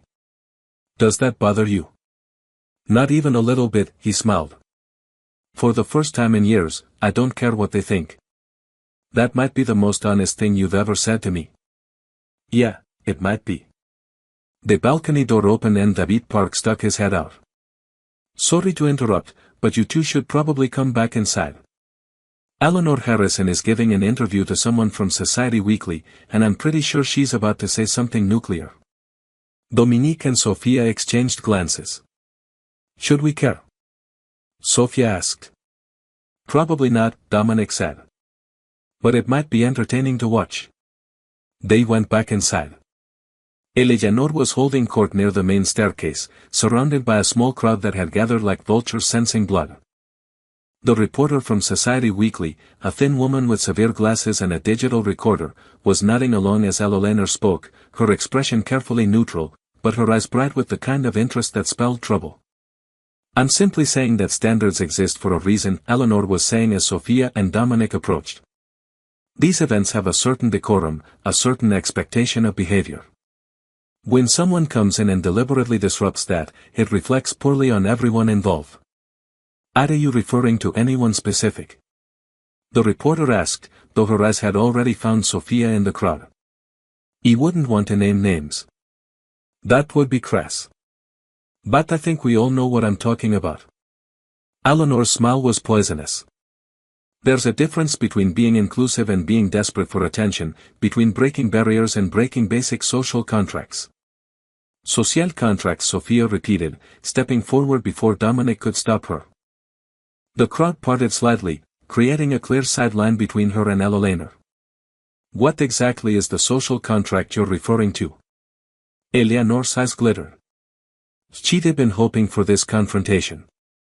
The understanding that certain spaces require certain qualifications, that you can't simply walk into a room and demand to be taken seriously without having earned that right. And how does one earn that right? By being born into the right family, by marrying into money, by spending decades perfecting the art of making other people feel inferior. The reporter's recorder was running. Sophia could see the red light blinking, capturing every word. Part of her knew she should stop, should walk away before this became permanent. But a larger part didn't care anymore. eBay earned my place through contribution, Alana said coldly. Through years of service to this community, through charitable work, through writing checks, Sophia interrupted. You write checks and attend parties and call it contribution. But tell me, Eleanor, when was the last time you actually did anything? When was the last time you created something, built something, helped someone without a photographer present? How dare you question my charitable work? I'm not questioning your charitable work. I'm questioning whether writing a tax-deductible check while wearing a gun that costs more than most people make in a year actually counts as charity or if it's just another form of performance. The crowd had grown. Sophia could see faces she recognized from dinner from the earlier conversations. Catherine Vandermeer had materialized at the edge of the group, her expression unreadable. Andrew was there too, watching with frank interest. You have no idea what you're talking about, Eleanor said, but her voice had lost some of its confidence. You've been in this world for what, a few hours? And you think you understand how it works? You've been cleaning up after this world for those years. You've seen the mess you people leave behind when you think no one's watching. I've seen the waste, the excess, the casual cruelty disguised as sophistication. So, yeah, I think I understand exactly how it works. Then why are you here? Eleanor's voice went sharp. If we're all so terrible, if this world is so corrupt, why did you accept Dominic's invitation? Why dress up and come to our party and eat our food and drink our champagne? It was a fair question, maybe the fairest question anyone had asked all night. Sophia took a breath. When she spoke, her voice was quieter, but somehow it carried further than Eleanor's outrage. Because I wanted to see if I was right about all of you, about what this world actually is beneath the polish and the pretense. She looked around at the faces watching her, and because someone offered me a chance to fund something that actually matters in exchange for one night of discomfort, a literacy program that will help people like me, people who had to choose between education and survival. So, I took the deal. Even knowing it would be like this. How nobly, Eleanor said sarcastically. The martyr and designer's clothing. Oh, wait. That's your mother's altered wedding dress, isn't it? How very touching. At least it means something. Margaret Chen's voice cut through the crowd. She'd followed them from the balcony, and now she stepped forward to stand beside Sophia. Unlike that Dior you're wearing that you'll donate to charity next month for another tax write-off. Stay out of this, Margaret. Eleanor snapped. Why? Because you only like it when people stay in their designated boxes. When wives stay quiet and housemaids stay invisible and no one questions the system that keeps you on top. Marcus appeared beside his wife, looking uncomfortable but not stopping her.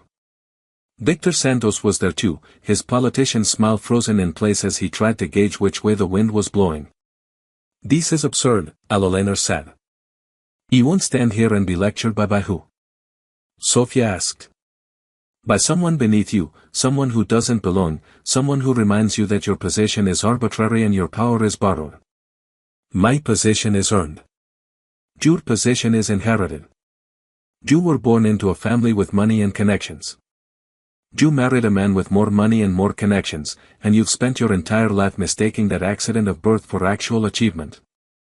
The silence that followed was absolute. Even the reporter had stopped moving, her recorder still running, but her professional detachment cracked by genuine shock. Eleanor's face had gone white. You little careful, Dominic said softly, stepping forward for the first time. Whatever you're about to say, think very carefully about whether you want it on record. Eleanor turned on him. This is your fault. You brought her here. You unleashed this what? Dominique asked. This woman who refuses to play the game. This person who says what everyone else is thinking but too polite to speak. This is exactly what I brought her here for.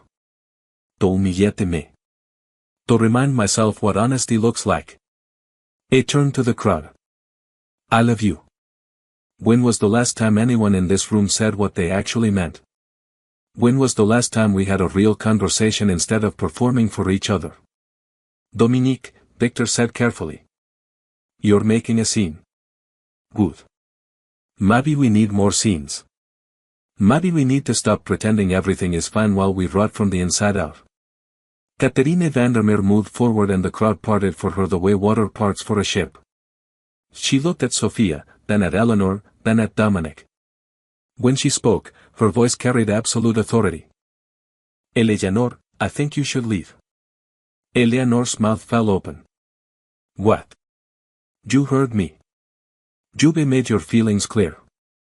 You've aired your grievances. Now you're being asked to leave.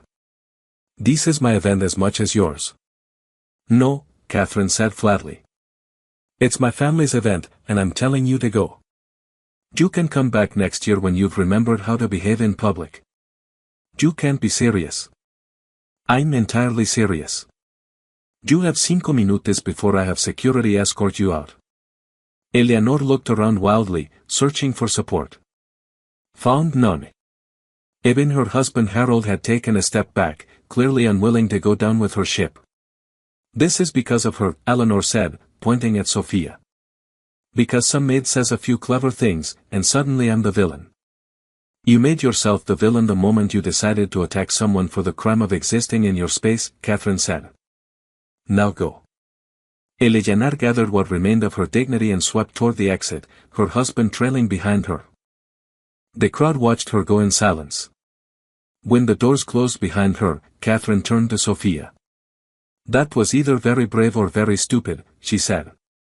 I've been hearing that all night. I imagine you have. Catherine studied her for a long moment.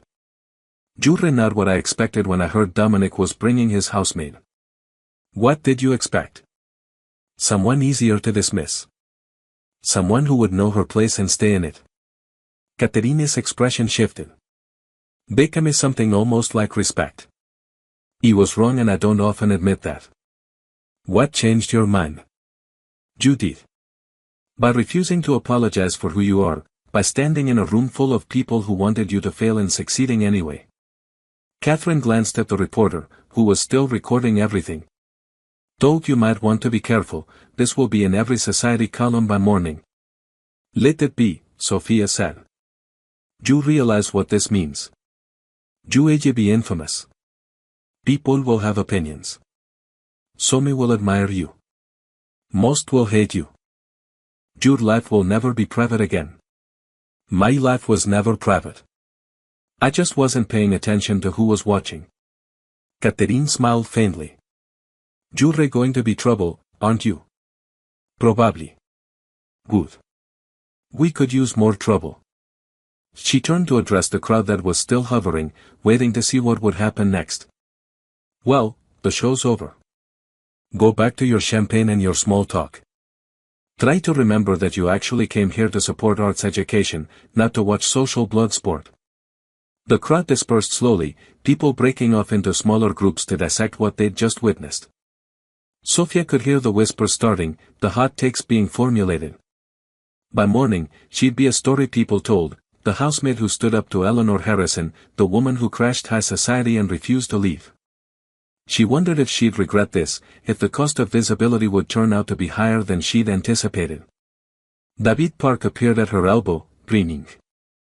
That was the best thing I've seen at one of these in 15 years. Please tell me I can quote you. Which part? I love it. Every single word. My editor is going to lose her mind.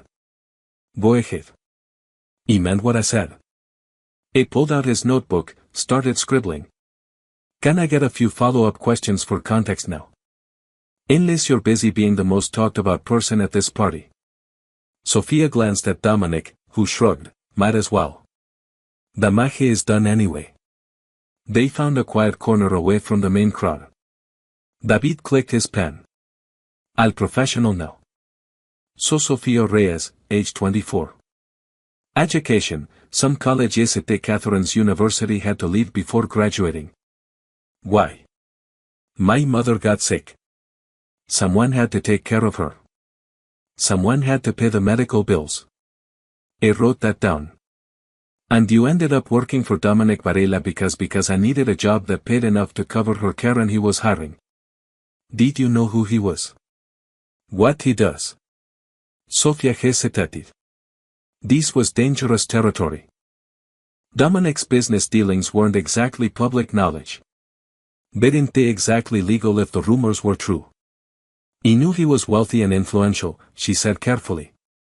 I didn't ask too many questions. David studied her. A smart answer, diplomatic. I'm learning. What made you agree to come tonight? You had to know it would be difficult. I offered to fund a literacy program. 3 years of full support for the 5th Street Community Center. That was worth one night of discomfort. Used one night. That was the deal. And after tonight, what happens to you and Dominic? Sophia looked across the room to where Dominic was talking with Andrew Vandermeer and a couple of other men she didn't recognize. It looked different than he had that first night at his dinner table. Less remote, more present. I don't know, she said honestly. We didn't plan this far ahead. Do you want there to be an after tonight? It was a personal question, maybe too personal. But David's eyes were kind, genuinely curious rather than intrusive. I want to finish my degree, Sophia said. I want to work at the community center, help other people who fell through the cracks like I did. I want to build something that matters. Whether Dominic is part of that, we'll see. That's very measured. What do you want me to say? That I'm in love with him. That this is a fairy tale. I'm his employee, David. Tonight was an arrangement, not a romance. Was it? Because from where I'm standing, it looked like something more than an arrangement. Before Sophia could respond, someone tapped her shoulder. She turned to find a woman about her age wearing a simple black dress that somehow looked more expensive than anything else in the room. Sorry to interrupt, the woman said. I'm Jessica Wu. I just wanted to say thank you for what? For what you said to Eleanor. Someone needed to say it. I've been coming to these things for 3 years, and every time I do, she finds some way to make me feel like I don't belong. Like new money doesn't count. Like my family's success doesn't matter because we earned it instead of inheriting it. She said that to you. Not in those words, but the implication was clear. So, thank you for standing up to her, for not backing down. Jessica walked away before Sophia could respond. But she wasn't the only one. Over the next hour, a steady stream of people approached Sophia. Some to thank her, some to express solidarity, some just to introduce themselves, as if her confrontation with Eleanor had granted her some kind of legitimacy she'd lacked before. A young man who'd started a tech company at 19 and been mocked by old money for years. A woman who'd married into wealth and spent a decade being treated like a gold digger. A black entrepreneur who'd built an empire and still got stopped by security at these events. An immigrant who'd made billions, but whose accent still got him dismissed at parties. They all been where Sophia was, had all felt what she felt. Had all wanted to say what she'd said, but never found the courage or the moment. You made a lot of allies tonight, Margaret Chen said, appearing beside Sophia as the crowd finally thinned. But you also made enemies. People like Eleanor. Don't forget, don't forgive. I know. Are you prepared for that? For what comes next? Are you asking as someone who's concerned or someone who's been through it? Margaret smiled sadly.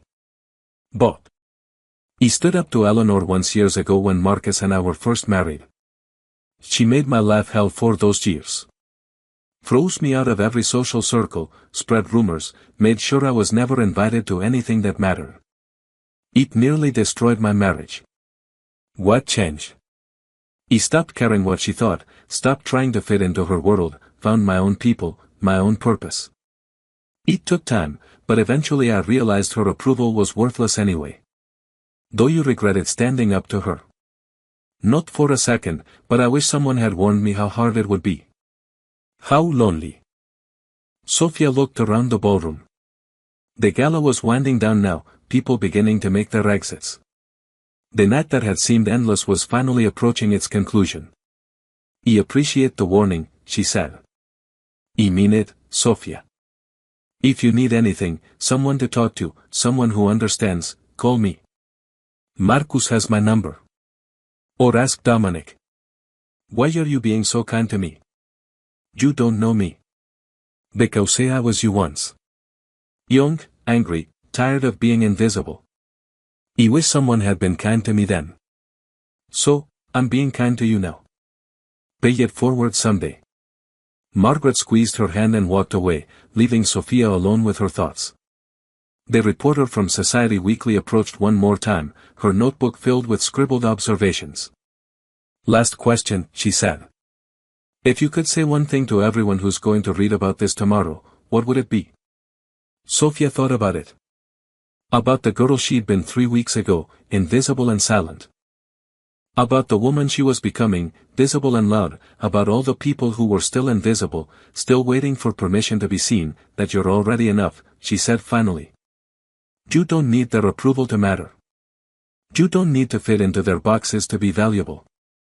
And the system that tells you otherwise is broken, so break it back. The reporter smiled. That's a hell of a quote. You can use it. After she left, Sophia found herself alone for the first time all night.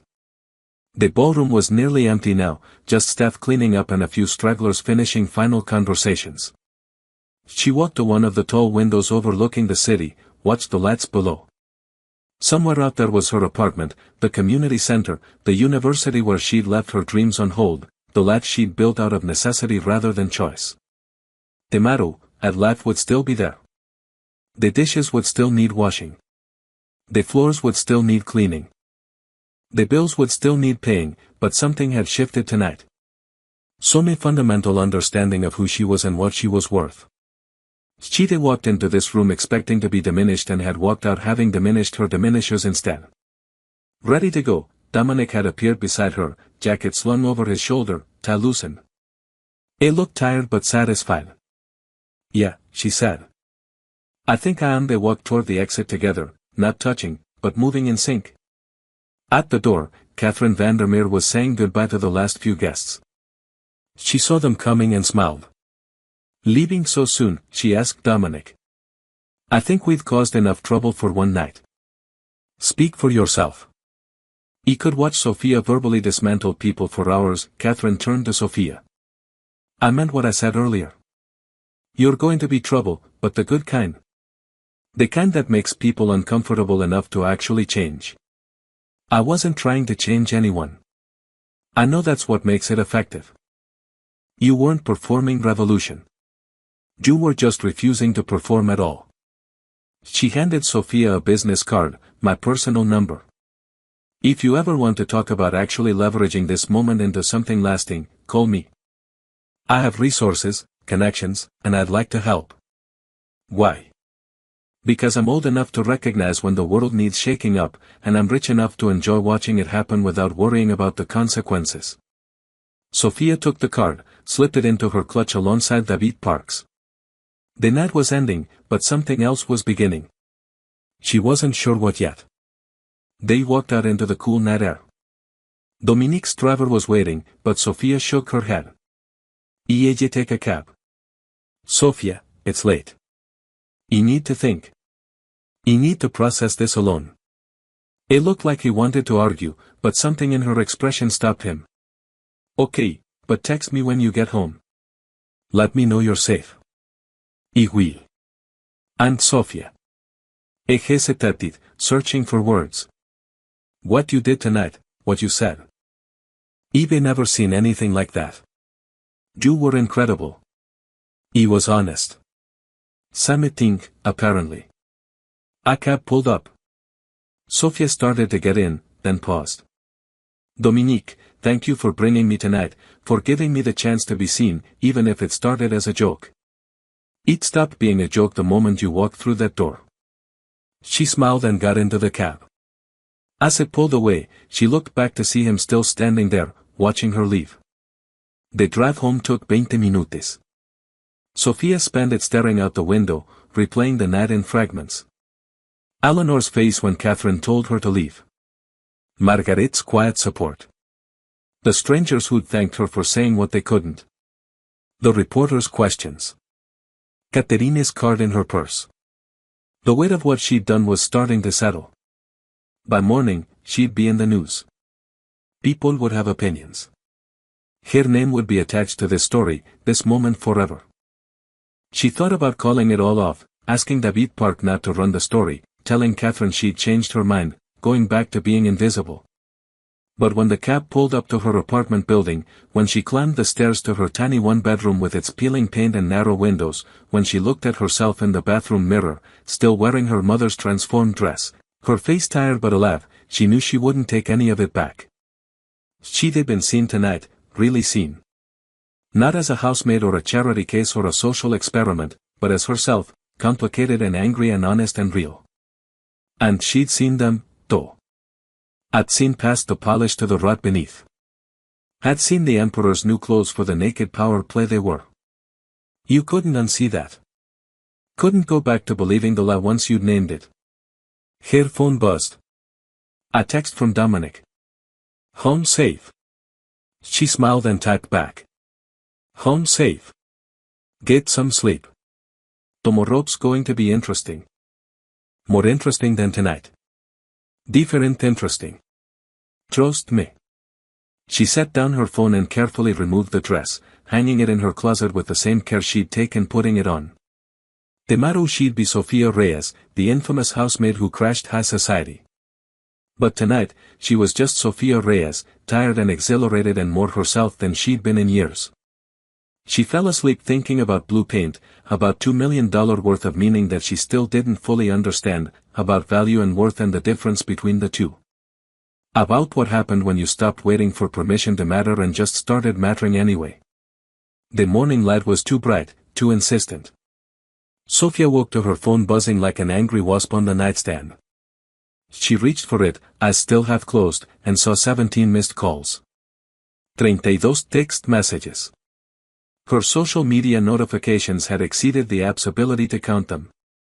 She sat up, heart suddenly pounding.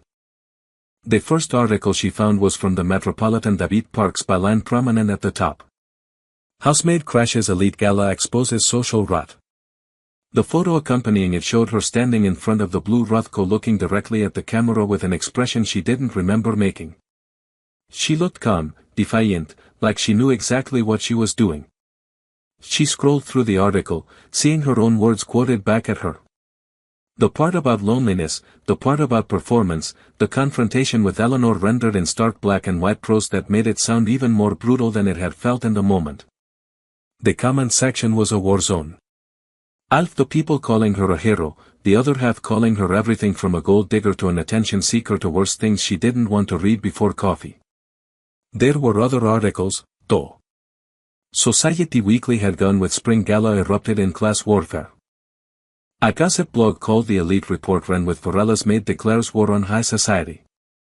Even legitimate news outlets had picked it up framing it as a story about income inequality and social mobility.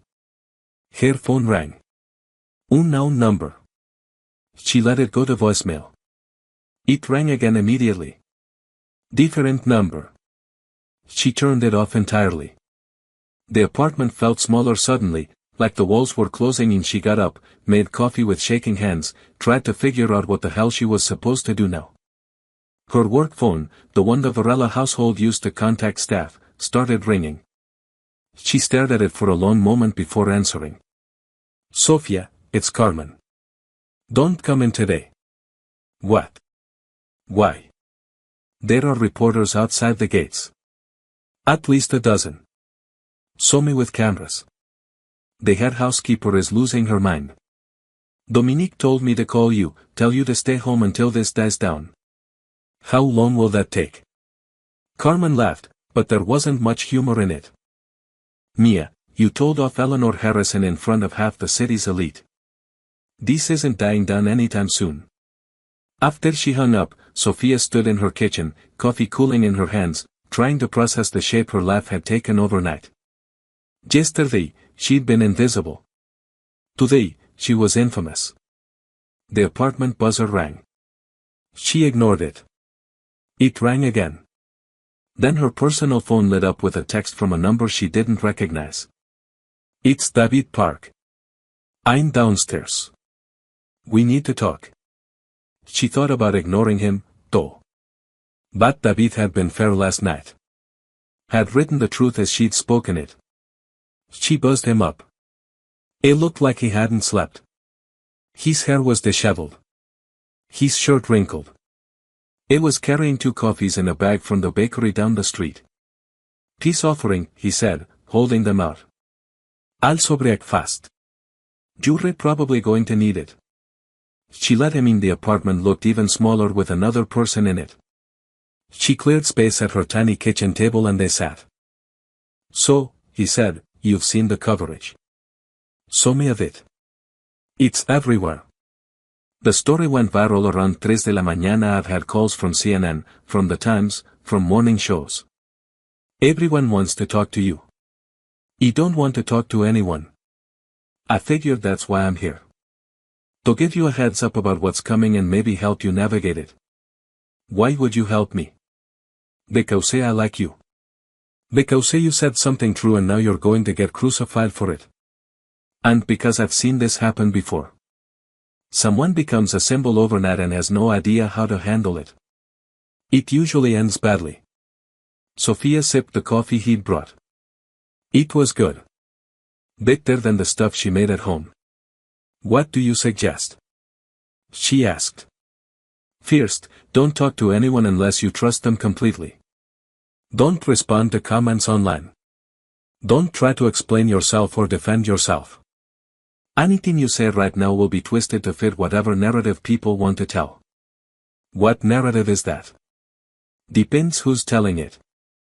To some people, you're a working-class hero standing up to entrenched power. To others, you're an ungrateful employee biting the hand that feeds you. To Eleanor Harrison's friends, you're a social climber who showed her true colors. Everyone is going to project their own story onto you. That's wonderful. It gets worse. Someone already dug up your academic records from St. Catherine's, found out you were on scholarship, left before graduating. There are think pieces being written about the student debt crisis, about women forced to choose between education and family. Jury a case study now. Sophia felt sick. I didn't ask for any of this. No, but you walked into that gala and spoke truth to power. That has consequences. He was just tired of being invisible. Well, you're definitely not invisible anymore. He pulled out his notebook. Can I ask you something? Off the record, just for my understanding. Go ahead. What happens now with you and Dominic? It was the same question he'd asked last night. She still didn't have a good answer. You don't know. Yesterday I was his employee. Today I'm what? A new story. A liability. You're a person who stood up for herself. That's not a liability. Tell that to the people calling me a gold digger in the comments. Screw them. They don't know you. David leaned forward. But here's the thing, Sophia. You have a choice now. You can retreat. Go back to being invisible. What for this to blow over? Or you can own it. Use the platform you've accidentally created. Say something that matters. He already said what I wanted to say. Did you? Because from where I'm sitting, you just got started. Before she could respond, there was a knock at the door. Loud, insistent. Not the buzzer from downstairs. Someone was on her floor. At her actual door. David stood. You expecting anyone? No. He moved to the door, looked through the peephole, then turned back to her with raised eyebrows. It's Dominique Varela. Of course, it was. Sophia opened the door. Dominique stood in her narrow hallway, looking completely out of place in his expensive suit. His driver must be waiting downstairs, blocking traffic. He saw David and his expression tightened. Am I interrupting? David was just leaving, Sophia said. David gathered his things but paused at the door. Remember what I said. Don't engage. Don't explain. Just breathe. After he left, Dominic and Sophia stood in her small apartment, the silence heavy between them. You saw the coverage, he said finally. Everyone saw the coverage. Are you okay? I don't know yet. Ask me in a week. He moved to the window, looked out at the street below. There are 3 news vans parked at my house. My lawyer's phone has been ringing non-stop. The Vandermeer's PR team called to coordinate statements. This is bigger than I thought it would be. Did you think it would be anything? Honestly, I thought we'd make a minor splash. Eleanor would be annoyed and that would be it. He didn't think he'd turn to face her. I didn't think you'd actually challenge them. I definitely didn't think you'd win. He didn't win anything. You made Eleanor Harrison leave her own event. You got standing ovations from half the room. Catherine Vandermeer gave you her personal number. That's winning. Sophia sat on her second-hand couch, suddenly exhausted. It doesn't feel like winning. It feels like I broke something I don't know how to fix. Dominic sat beside her, careful to maintain distance. You didn't break it. You just exposed the cracks that were already there. That's not comforting. It's not supposed to be. It's just true. They sat in silence for a moment. Through the thin walls, Sophia could hear her neighbor's television, someone cooking breakfast, the normal sounds of a building full of people living their lives. It felt surreal that her life had exploded while everything else just continued. I need to ask you something, Dominic said. And I need you to be honest. Okay, do you regret it last night? Sophia thought about it, about the confrontation, the attention, the way her privacy had evaporated overnight. About the strangers who'd thanked her, the enemies she'd made, the platform David said she'd created. No, she said finally. I don't regret it, but I'm scared of what comes next. What are you scared of? That this is all I'll ever be now? The housemaid who crashed the gala. That story frozen in time that I'll spend the rest of my life being defined by one night instead of by what I actually do. So do something else, something bigger, like what? Finish your degree, work at the community center, build the life you actually want instead of the life that got forced on you. It paused. You don't have to keep working for me. You know, the literacy program is funded regardless. The contract doesn't require you to stay. Are you firing me? I'm giving you a choice. You can keep cleaning my house and pretending to be invisible, even though everyone in the city now knows your name. Or you can use this moment to actually change your life. It was a strange offer coming from someone who'd built his empire on control. Dominique Varela didn't give people choices. He made demands and expected compliance. What do you want? Sophia asked. I want you to be happy. I want you to finish what you started. Not last night, before that. Before you had to drop out. Before you had to choose between your mother and your future. Why do you care? Because watching you these past weeks reminded me that people can change. That we're not stuck in the roles we've been assigned. And if you can change, maybe I can, too. Her phone started ringing again. Then there was another knock at the door. The outside world wasn't going to leave them alone. You should go, Dominic said, standing. Let you figure things out. What? Sophia stood too. What happens with us? Are we just done? You don't know. What do you want to happen? She didn't have an answer. 3 weeks ago, she'd been his invisible employee. 2 weeks ago, they'd made a deal. 1 week ago, she thought she understood what this was. Now, everything had changed, and she didn't know what they were to each other anymore. I need time, she said, to think, to process, to figure out who I am without being someone's employee or someone's scandal. Take all the time you need.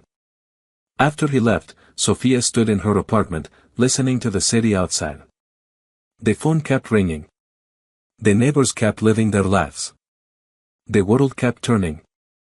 She thought about David's suggestion, about owning this moment instead of hiding from it, about what Catherine Vandermeer had said, leverage this into something lasting. She picked up her laptop and started writing, not for publication, just for herself, trying to make sense of what had happened, what it meant, where she went from here. The words came slowly at first, then faster. She wrote about invisibility and visibility, about the cost of speaking truth, about how easy it was to become a symbol and how hard it was to remain human underneath that weight. She wrote until her hands cramped and the sun shifted across her floor. Wrote until she'd processed enough to breathe again. Then she called Professor Martinez. Sophia, I saw the news. Are you okay? I will be. Can we meet? I want to talk about re-enrollment. The next few days were a blur. Sophia didn't leave her apartment, but the world came to her anyway. Interview requests piled up. Her social media following exploded. Someone started a crowdfunding campaign to send her to college that raised $20,000 before she even knew it existed. Carmen came by with food and updates from the mansion. The other staff didn't know what to make of Sophia's transformation. Some were proud, others felt betrayed, like she'd made their jobs harder by association. Maria had quit entirely, saying she couldn't work somewhere so public anymore. Dominic's different, Carmen said, unpacking groceries into Sophia's mostly empty fridge. Quieter, thoughtful. I've worked for that family for 20 years, and I've never seen him like this. Like what? Like he's actually considering who he is instead of just going through the motions. Margaret Chen called, invited Sophia to lunch when things calmed down. Used two women who've both told Eleanor Harrison where to go. She said we should compare notes. Andrew Vandermeer sent a text. My mother wasn't kidding about helping. When you're ready to talk, she's ready to listen. But the person Sophia kept thinking about was her mother. Wondering what she would have made of all this. Whether she'd be proud or horrified, whether she'd understand why Sophia had chosen visibility over safety. She found her mother's journal in the box where she'd stored her things.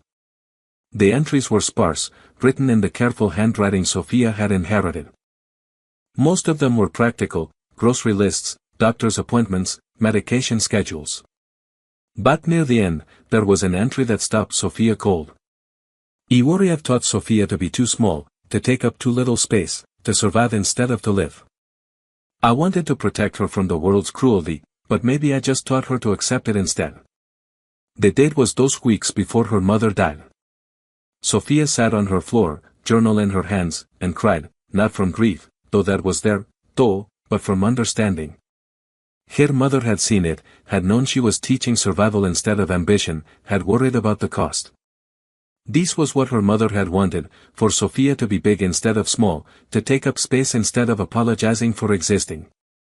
By the end of the week, the media frenzy had started to die down. There were new scandals, new stories.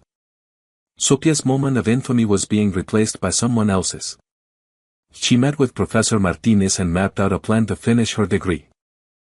Night classes, online options, a thesis she could write while working. It would take those years, maybe 3. But it was possible. She contacted the 5th Street Community Center.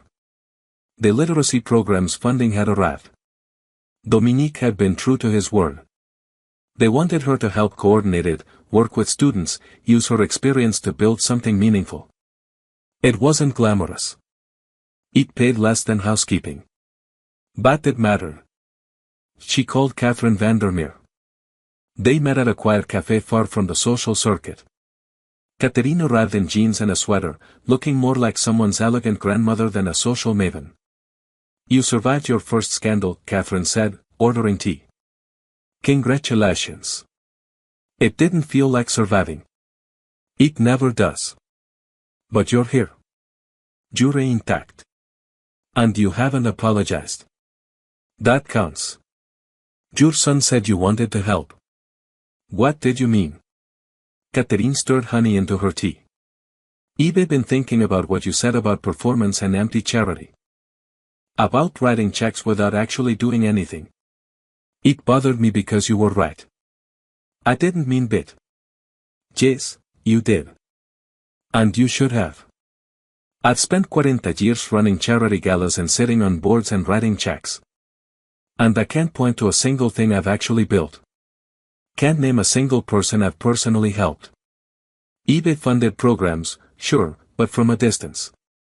Never getting my hands dirty. So, what do you want to do?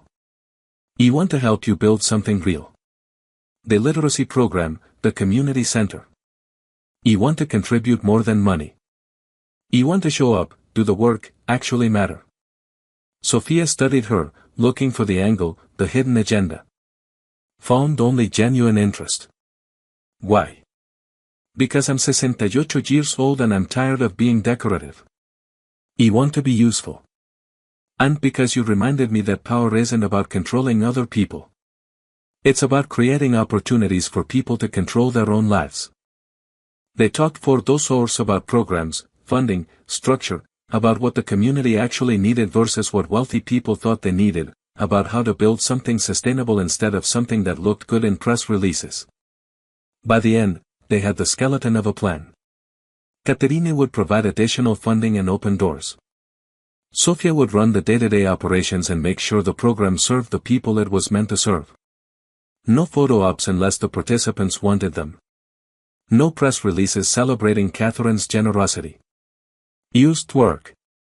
One more thing, Catherine said as they were leaving. Eleanor is planning a counter-narrative, positioning herself as the victim of your unprovoked attack, building support among her circle. So be care. Probably not, but be aware. She's dangerous when she feels threatened. Sofia walked home through the city thinking about Eleanor, about power, about what happened when you challenged systems designed to exclude you. She wasn't naive enough to think one confrontation had changed anything fundamental. The world was still unfair. Rich people still had advantages poor people didn't. One housemaid standing up at one gala wasn't a revolution, but it was a start. A crack in the facade. Proof that the invisible people were paying attention. Her apartment didn't feel as small when she got home. Or maybe she'd just gotten bigger. She texted Dominic. They hadn't spoken since he'd visited. The silence had felt necessary, like both of them needed space to figure out what they were without the roles they'd been playing. I'm re-enrolling at ISIT. Catherine's starting work at the community center, building something real. His response came quickly. Proud of you. Then a minute later, can we have dinner? Not as boss and employee, just as people. Sofia stared at the message for a long time. This was a crossroads. She could say no. Keep the distance. Let whatever had started between them die before it became complicated. It would be safer, cleaner. But she'd spent 2 years choosing safety over possibility. And look where that had gotten her. Okay, she tapped. But somewhere normal. No 5-star restaurants, no scene, just food and conversation. Y no a place. Tomorrow at 7. Tomorrow at 7. She set down her phone and looked around her apartment. At the boxes of her mother's things she still hadn't unpacked. At the book she'd kept from her college days. That the dress hanging in her closet, her mother's dress, transformed into something new. She thought about the girl who'd dropped out of school 2 years ago, the woman who'd spent yesterday cleaning other people's houses, the person she was becoming, caught between who she'd been and who she might be. The future was uncertain. Eleanor Harrison was plotting revenge. The media might turn on her. Re-enrollment would be hard. Working while studying. The community center job paid barely enough to live on. Dominic was complicated and dangerous and came with baggage she couldn't begin to understand. But for the first time in those years, Sofia felt like she was moving towards something instead of just surviving the present. Felt like her life belonged to her again instead of the circumstances beyond her control. She pulled out her mother's journal again, read that last entry one more time. Then she started writing her own entry. Not in her mother's journal. That felt sacred, complete. But in a new notebook she'd bought that morning. I don't know what happens next, she wrote.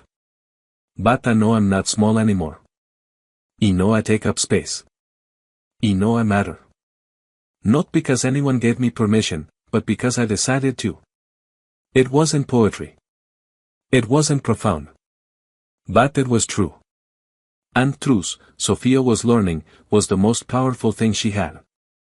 The restaurant Dominic chose was a small Italian place in Sofia's neighborhood. The kind with checkered tablecloths and family photos on the walls. She almost walked past it twice, expecting something grander, something more fitting for a man who usually ate at places that required reservations weeks in advance. It was already there when she arrived, sitting at a corner table, wearing jeans and a plain shirt. She'd never seen him in jeans. It made him look younger, less intimidating, more like a person, and less like a symbol of power. You look surprised, he said as she sat down. I was expecting somewhere with a wine list longer than my thesis. I thought we agreed on normal. We did. I just didn't think you knew what normal was. I smiled at that, a real smile that reached his eyes. I'm learning. The waiter brought menus and water. Sofia ordered pasta because it was cheap and she was still thinking like someone who counted pennies. Dominique ordered the same thing, which somehow felt significant. So, he said after the waiter left, "You're really doing it. Going back to school. Classes start in 2 weeks. Night program, 3 classes to start. If I can handle the workload, I'll add more next semester." "What about work?" "The community center offered me a position, literacy program coordinator. It's not much money, but it's enough. And it matters." "It does matter." It both. He talked to Carmen. "She said you submitted your resignation." "I did. 2 weeks notice like the contract requires. Though I figure I probably won't be welcome back at the house anyway after everything that happened." "You'd be welcome. The staff misses you. Even Maria, though she'll never admit it." "Maria quit. She came back. Said the new place was too quiet, too normal." Dominique traced patterns in the condensation on his water glass. "But I understand why you can't come back. It wouldn't make sense anymore. You're not that person." "What person?" "The invisible one. The one who cleaned my library and never spoke unless spoken to. That Sophia is gone. Is that a bad thing?" "It's the best thing that could have happened to both of us." Their food arrived. They ate in comfortable silence for a while. The kind of silence that didn't need filling. Sophia watched Dominic navigate his pasta like a normal person, not like someone who usually had chefs preparing multiple courses. "Can I ask you something?" she said finally. "Anything." "What happened to you after the gala? You said you changed, but what does that actually mean?" Dominic set down his fork, considering.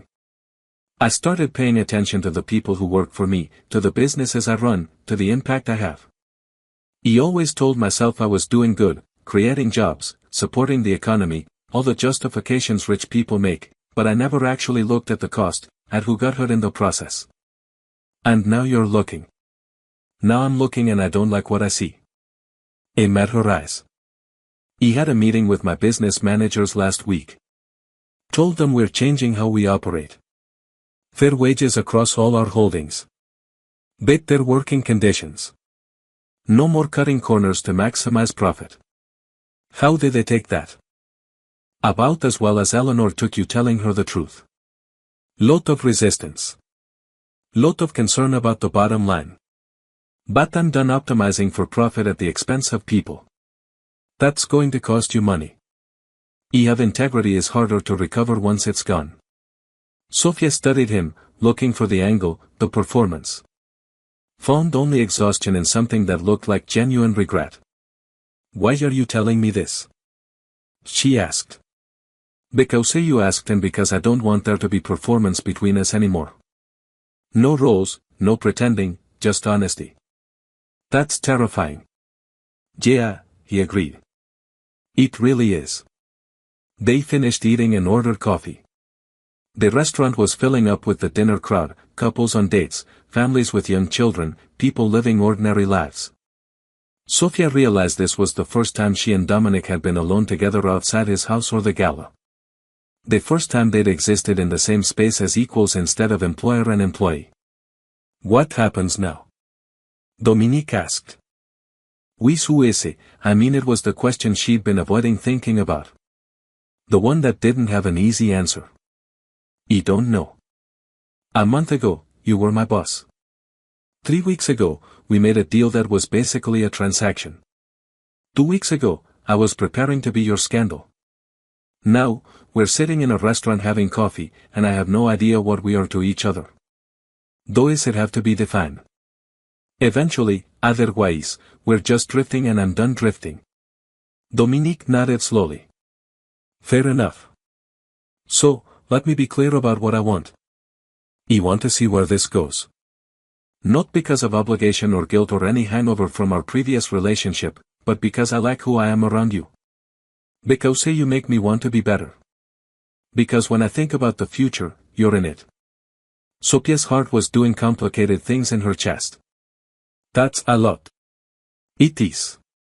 And I know it's fast and probably messy and definitely complicated, but I'm tired of pretending I don't feel what I feel. What if I'm not ready? What if I need time to figure out who I am without being defined by someone else, boss, employee, girlfriend, whatever? Then we take time. We go slow. We figure it out as we go. I reached across the table, stopped just short of taking her hand. I'm not asking you to make a decision right now. I'm just asking you not to close the door. Sophia looked at his hand, almost touching hers. Talked about how easy it would be to reach the rest of the way. How complicated it would make everything. How terrifying and exhilarating and impossible to predict. Okay, she said. The door stays open, but I need you to understand something. I'm going back to school. I'm building a career. I'm creating a life that belongs to me. And whoever is part of that life needs to support that, not try to control it or shape it or make it fit their needs. You understand? Do you? Because say your whole life is about control, about shaping outcomes and managing situations. Can you actually let go of that? I don't know, he said honestly. But I want to try. For the first time in my life, I want to try being someone other than who I've always been. They left the restaurant and walked through Sophia's neighborhood. The streets were busy with evening foot traffic, people heading home from work or out for the night. No one looked at them twice. No cameras, no whispers, no performance required. Used two people walking. I got a call from Eleanor's lawyer, Dominic said as they walked. She's threatening to sue you for defamation. Can she do that? She can try. She won't win. Everything you said was either opinion or provably true, but she's going to make it difficult. Drag it out. Make it expensive. Hope you'll back down. I won't. I know. That's why I had my legal team draft a response. Basically told her that if she pursues this, we'll counter-sue for harassment and make public every questionable thing she's done in the past decade. She backed down within an hour. Sophia stopped walking. You didn't have to do that. Yes, I did. She was trying to use the legal system to punish you for speaking. That's exactly the kind of abuse of power you called out at the gala.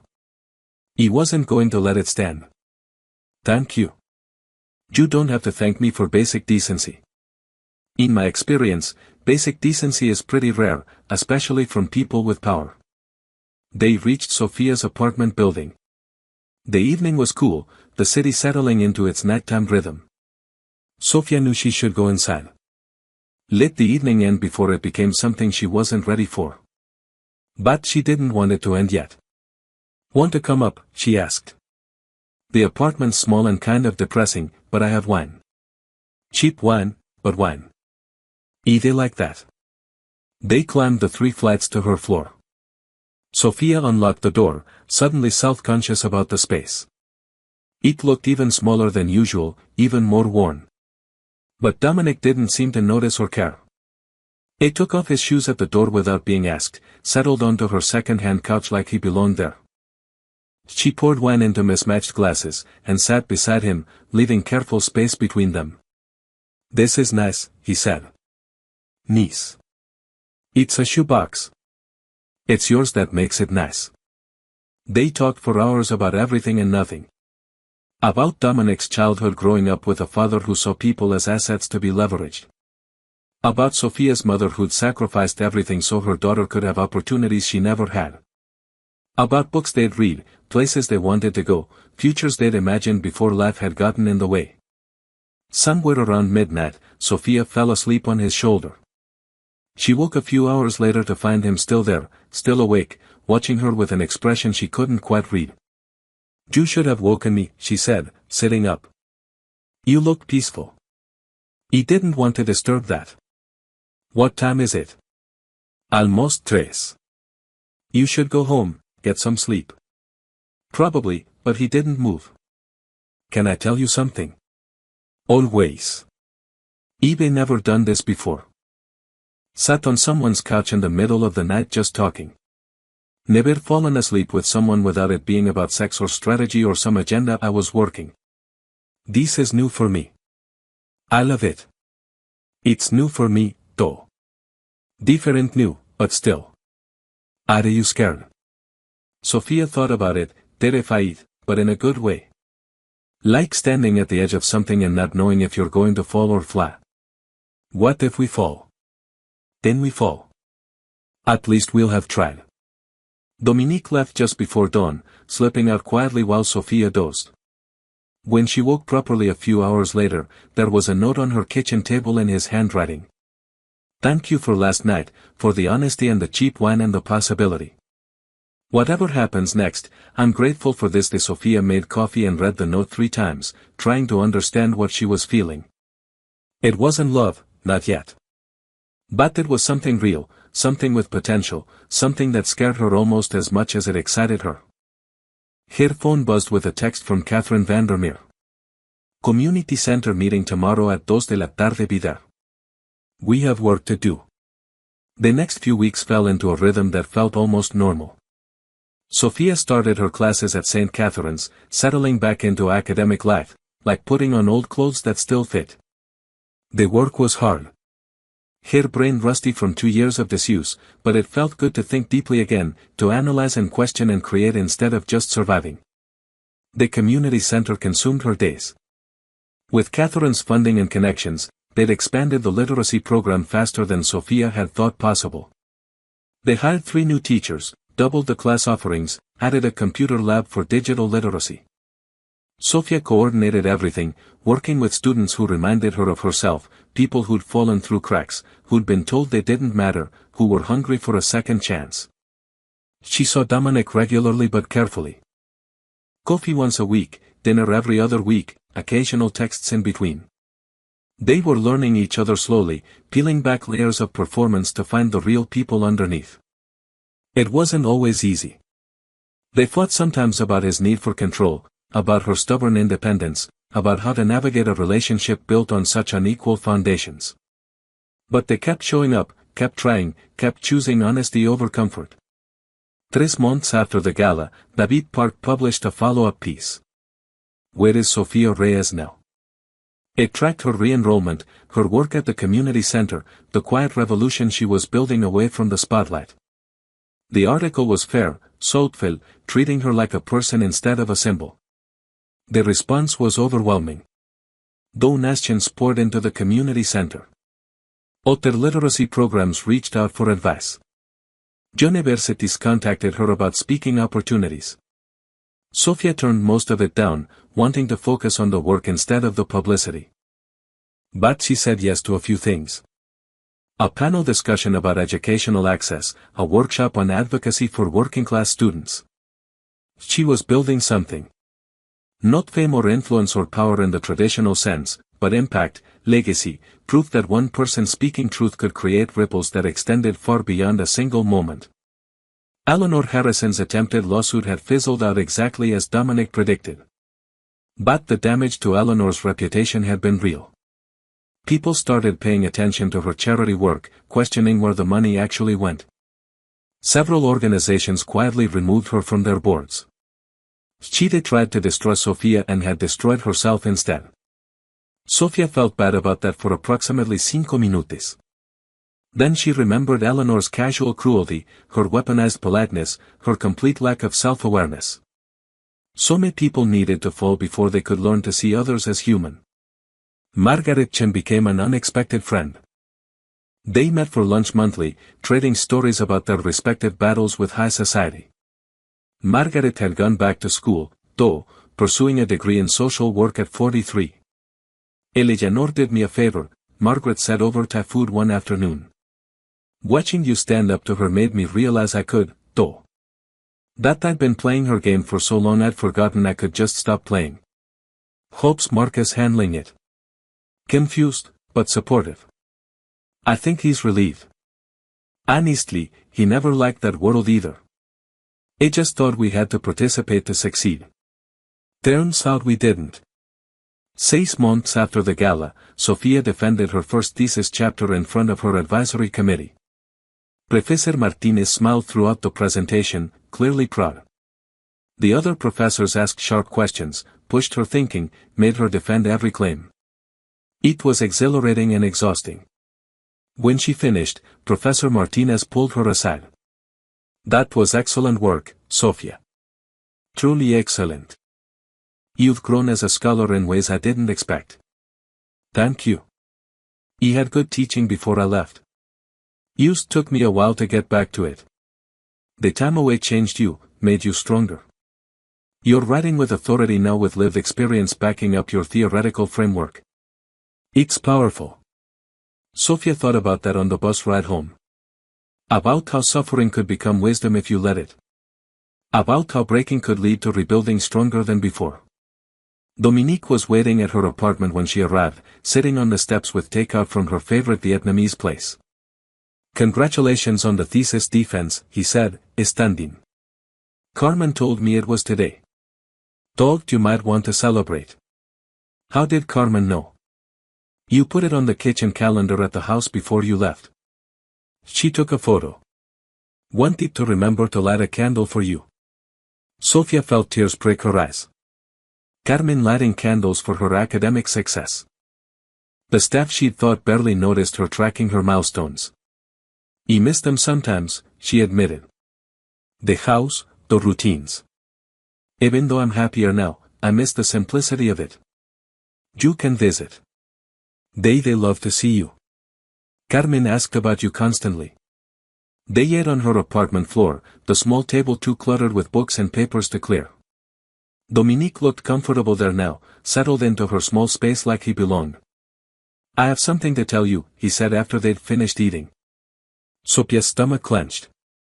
Those words never led anywhere good. I'm selling the business, he continued. Well, not all of it, but the parts that required moral compromises I'm not willing to make anymore. The real estate holdings that displaced low-income families. The construction contracts that exploited workers. The legitimate front for less legitimate activities. That's most of your empire. I know, but I'd rather have less money and be able to look at myself in the mirror. It paused. I'm scared. I've been this person for so long. I don't know who I am without it. But I want to find out. What will you do instead? I'm not sure yet. Caterina's been talking to me about funding community development projects. Actually building things that help people instead of just extracting wealth. It sounds naive when I say it out loud, but I think I want to try. Sofia reached across and took his hand. It's not naive. It's growth. It's terrifying is what it is. Welcome to the club. We have t-shirts. He laughed and the tension broke. They cleaned up dinner and settled on the couch. Sofia's head on his shoulder, his arm around her waist. It felt easy now, natural. The careful distance they'd maintained had gradually closed until they fit together without thinking about it. Can I stay? He asked. Just asleep, nothing else. I just don't want to be alone tonight. Yeah, you can stay. They fell asleep on her couch, too tired to move to the bedroom. Sofia woke once in the middle of the night to find Dominic still there, his breathing steady, his face peaceful. This man who'd started as her employer, who tried to use her as a joke, who'd accidentally helped her find herself again. Life was strange, full of unexpected turns and unlikely redemptions. A year after the gala, the community center held an open house to celebrate the literacy program's expansion. Sofia had invited everyone who'd been part of the journey, students, teachers, donors. Caterina van der Meer showed up with a check for another year of funding. Margaret and Marcus Chen came with their teenage daughter. David Park brought a photographer from the Metropolitan to cover the event properly, not as gossip, but as real news about community impact. And Dominic came quietly, staying in the background, helping set up chairs and arrange food. No cameras on him, no attention, just work. The students gave presentations about what the program had meant to them. A 50-year-old woman who'd learned to read and was now helping her grandchildren with homework. A young man who'd gotten his GED and was starting community college. A single mother who'd learned English and found better work. Sofia watched them share their stories and felt something she hadn't felt in years. Breathe. Not in herself, though she'd worked hard, but in what they'd built together. In the proof that people could change, that systems could shift, that power could be used to build instead of control. After the presentations, as people mingled and ate, Professor Martinez pulled Sofia aside. "I have news. The university wants to offer you a position after you graduate. Teaching assistant first, then instructor if it works out. It's not much money, but it's a start." Sofia's eyes widened. "Are you serious?" "Completely. Your work has been exceptional. Your perspective is exactly what our department needs. And frankly, the students would benefit from having someone who understands that education isn't just theoretical, that it's survival and hope and transformation." "I don't know what to say." "Say you'll think about it. You don't have to decide now, but the offer is real." Sofia found Dominic later helping wash dishes in the community center's small kitchen. "You're doing dishes," she observed. "Dominique Varela is doing dishes. I'm learning valuable life skills. Don't mock me." She laughed and grabbed a towel, drying while he washed. They worked in comfortable silence until the dishes were done and the kitchen clean. "The university offered me a job," she said. "Teaching position after I graduate. That's incredible. Are you going to take it?" "I don't know. It's everything I wanted before I had to drop out. But I'm not the same person who wanted that anymore. I'm not sure if teaching is where I'm supposed to be or if this," she gestured at the community center around them, "is where I belong. Why can't it be both?" "Can it? Why not? Teach part-time, work here part-time, build the life you want instead of choosing from predetermined options." Sofia leaned against the counter, considering she'd spent so long thinking in terms of either or, either education or survival. Either visibility or safety, either this path or that one. But maybe life didn't require those binary choices. Maybe she could build something more complex, more true to who she actually was. "You're right," she said. "I can do both. I'm occasionally right. Don't get used to it." The open house wound down. People left in groups, still talking, still energized. Sofia and Dominic walked home together through the city streets. The late spring air warm and promising. "I've been thinking," Dominic said as they walked. "About us, about where this is going." Sofia's heart rate picked up. "Okay, we've been taking it slow, being careful, making sure we're not rushing into something for the wrong reasons. And that's been good, important, but I don't want to be careful anymore. I don't want to hedge my bets or protect myself from possible hurt. I want to actually be with you fully. No more testing the water, just diving in." Sofia stopped walking. They were on her street now, halfway between the community center and her apartment. The streetlights cast long shadows, the city quiet around them. "What are you saying?" "I'm saying I love you. I'm saying I want to build a life with you. Not because of guilt or obligation or some redemption narrative, but because you're the best person I know, and I don't want to waste any more time pretending I'm not completely in love with you." The words hung in the air between them. Sofia felt like she should say something, anything, but her brain had short-circuited somewhere around "I love you."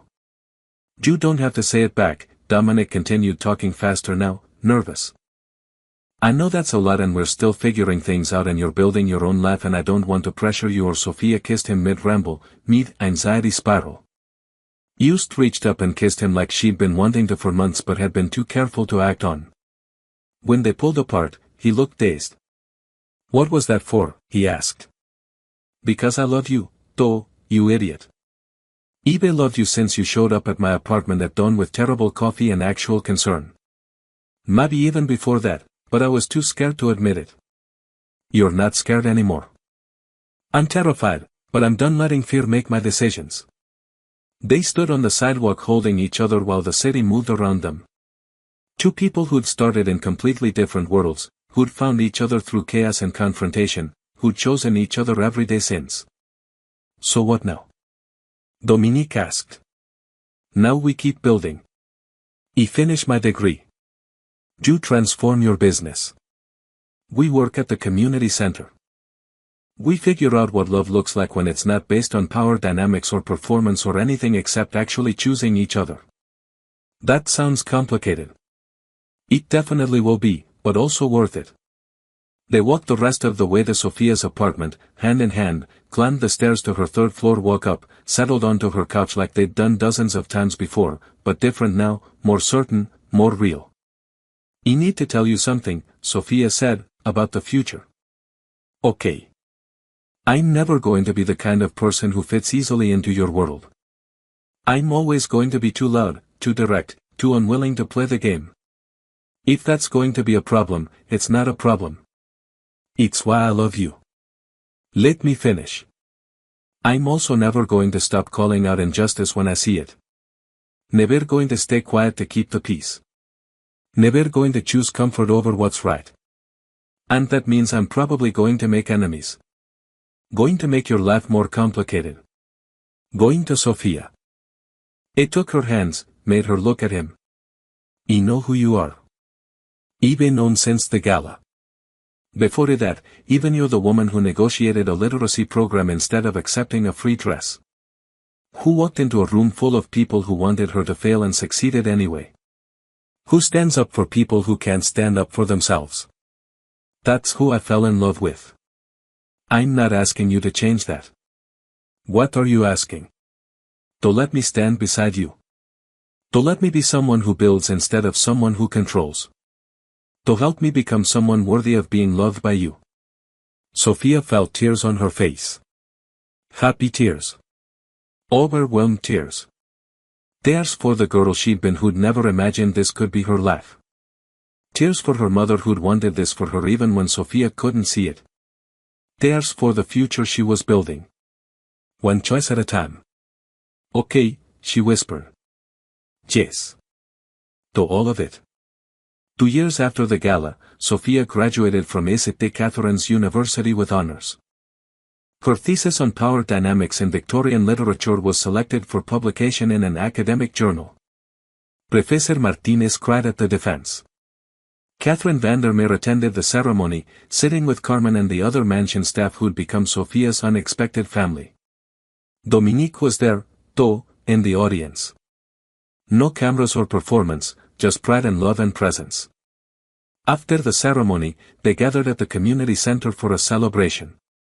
The literacy program had expanded to 3 locations now, serving hundreds of students. Sophia taught 2 classes at the university and coordinated the community center programs, splitting her time between theory and practice, between thinking and doing. Dominique had sold most of his questionable holdings and reinvested in community development. And Catherine had partnered on several projects.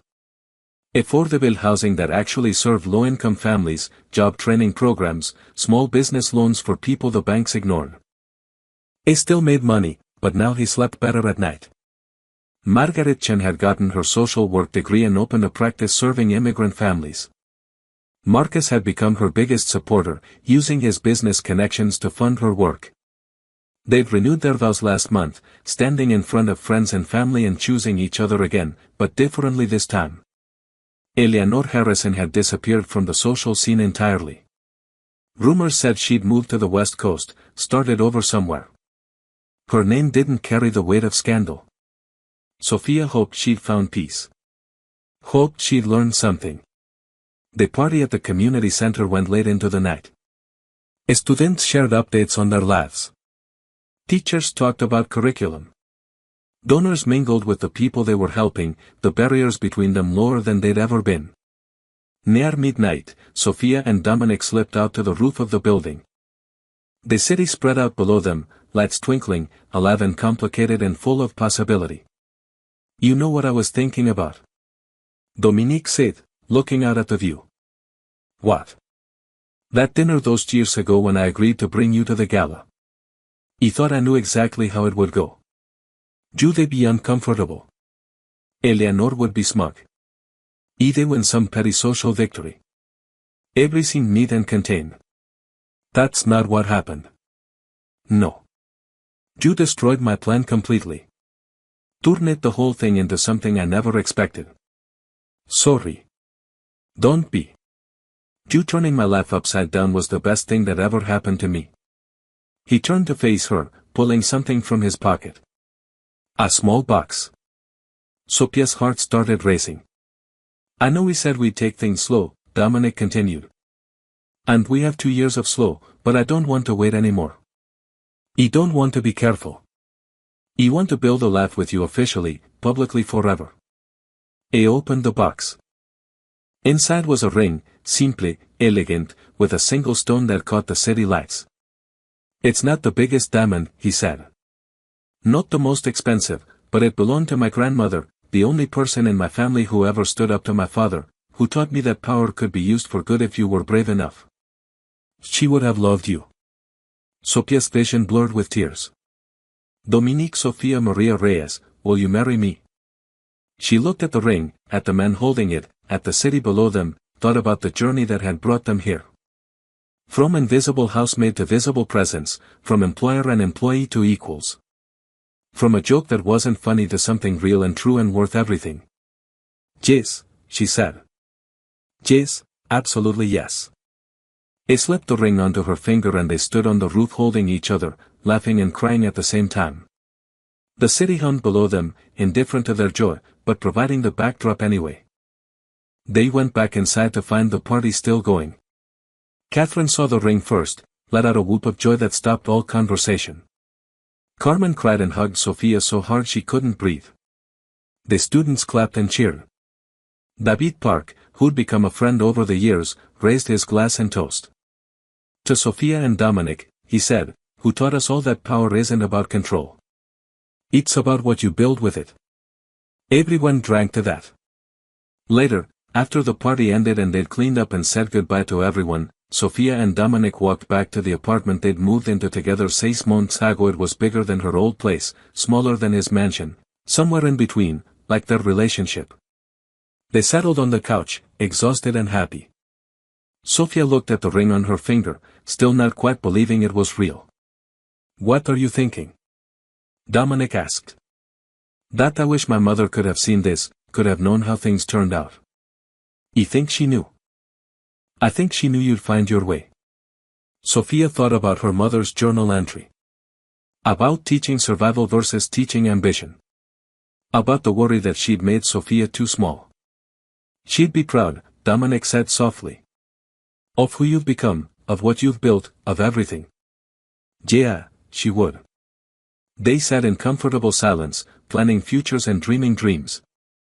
Outside, the city continued its endless rhythm. Inside, two people who'd found each other in the most unlikely way chose each other again, as they would every day for the rest of their lives. The story that had started as a joke, as humiliation, as one powerful man's boredom and one invisible woman's desperate bargain had become something neither of them could have predicted. It had become real. It had become love. It had become proof that people could change, that systems could shift, that power could be redefined. Not through force or control, but through choosing to see each other. Through refusing to accept invisibility as inevitable, through standing up and speaking truth and building something better than what came before. Sofia Reyes had walked into that gala expecting to be diminished, and had walked out having changed the world. Not the whole world maybe, but her corner of it. The part she could reach, the people she could help. And sometimes that was enough. Sometimes that was everything.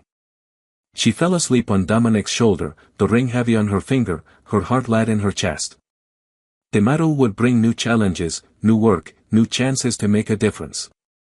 But tonight, she was exactly where she belonged.